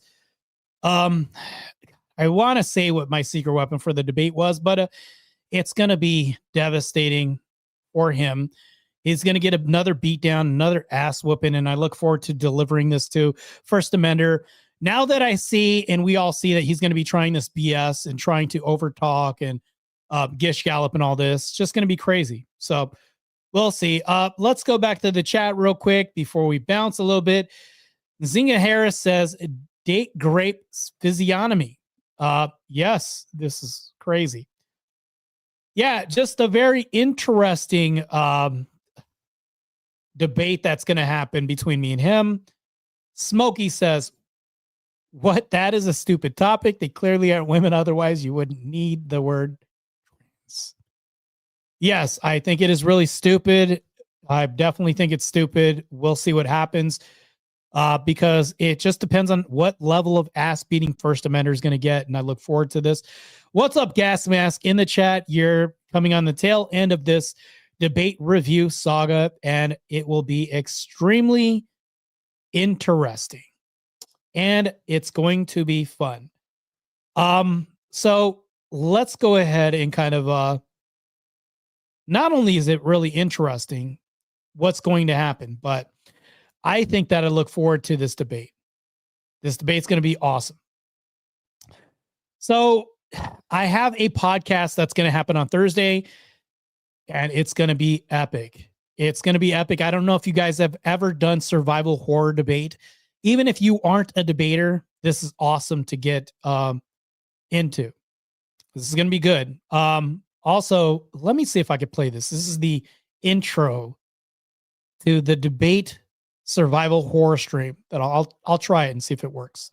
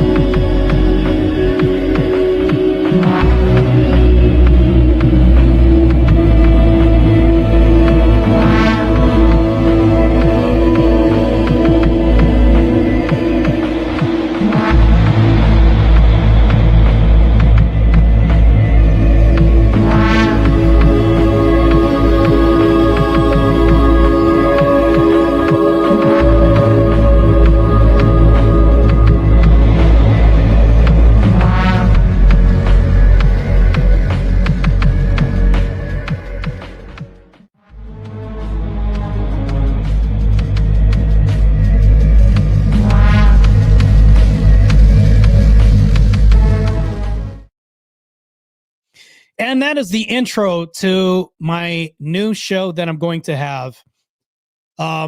It's going to be a very interesting show that I'll host. I look forward to seeing everybody there. Of course, it's a super long intro that I'm going to have. I look forward to having this show, and I hopefully people show up. I guarantee you people are going to show up. So the name of this show is called the Void Rot Cathedra. And of course, the theme in the title of the show is Debate the Unmaking, which means that your doom is at hand. Let's see how long you can survive in survival horror debate. So, I mean, traditionally, Halloween comes around this time of year, so I think it's right. I think that I will continue this tradition. If this show happens to be entertaining enough, I will have a survival horror Christmas special as well, too.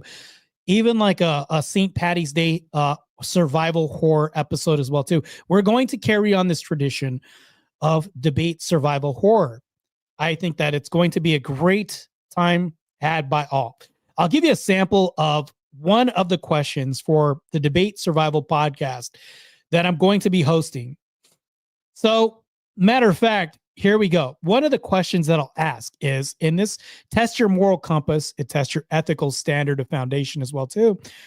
Dracula, 1931. Would you rather stake your best friend who's becoming a vampire ending their life, or let them live as a monster, risking them turning other people, which leads them to two outcomes that can then doom humanity.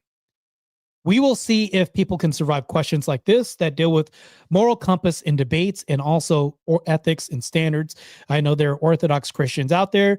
If you are in a horror scenario, that's a world-ending scenario, would you risk yourself to save others or doom humanity? So anyways, that's been this episode of me doing a debate review. Also gave you a little preview of what's in store to come for Thursday's podcast and episode. It's going to be a crazy episode and really good too. If anybody's ever stayed for that episode, this one is going to have worse questions, crazier outcomes, and full of dread, especially for fellow people, fans of debating and argumentation. So I'm going to check out the chat right now before I take off. Yes, welcome to purgatory type shit. Yes. So that is the name of my channel. Well, actually the name of the episode that I'll be airing. Marte's channel is growing quick. I will host that episode once a month. The questions are going to be harrowing and crazy. Let's see if you guys can survive this kind of debate panel. Ken says, oh, that looks good. Welcome to purgatory type stuff. Is it a courtroom drama? No, this is a horror episode of survival horror in debates. I will pose questions to you. It does when it was or is Halloween. Yes, right. It's spooky season. So yes, on the lines of your horror debate the other night, yes, it's going to be a more broad, encompassing, comprehensive version of this. This is going to be really good. This is going to be really good as well, too. So hopefully I can have the audience in attendance that night. Anyways, that's it. That's all for now. You guys press like, subscribe. Hopefully I'll see you guys on Thursday night. It's been real. This has been a really good episode, and I appreciate you guys tuning in. Rachel Wilson is a badass debater, man. Like, I don't think First Amender had a chance. The guy was destroyed. Absolutely cooked. So didn't have a chance in hell, man. But yeah, I look forward to this. We'll see what happens. Vibe on the last comment before I leave. Very fun, even more fun if you don't get to choose what you are supporting. Test those debate skills. Yes. Because I'm going to put you in horror scenarios that are going to test your moral compass, your Christian ethical background, and we're going to see if you can make decisions out of two horrible outcomes and see where your head's at. Also, there will be an ejection option. This is kind of like a game show where if everybody sides with an opinion and you're the loser, you can be voted back to backstage. So yeah, this will be a survival debate episode. So I'll see you guys on the next episode. You guys take care. And I'm out of here.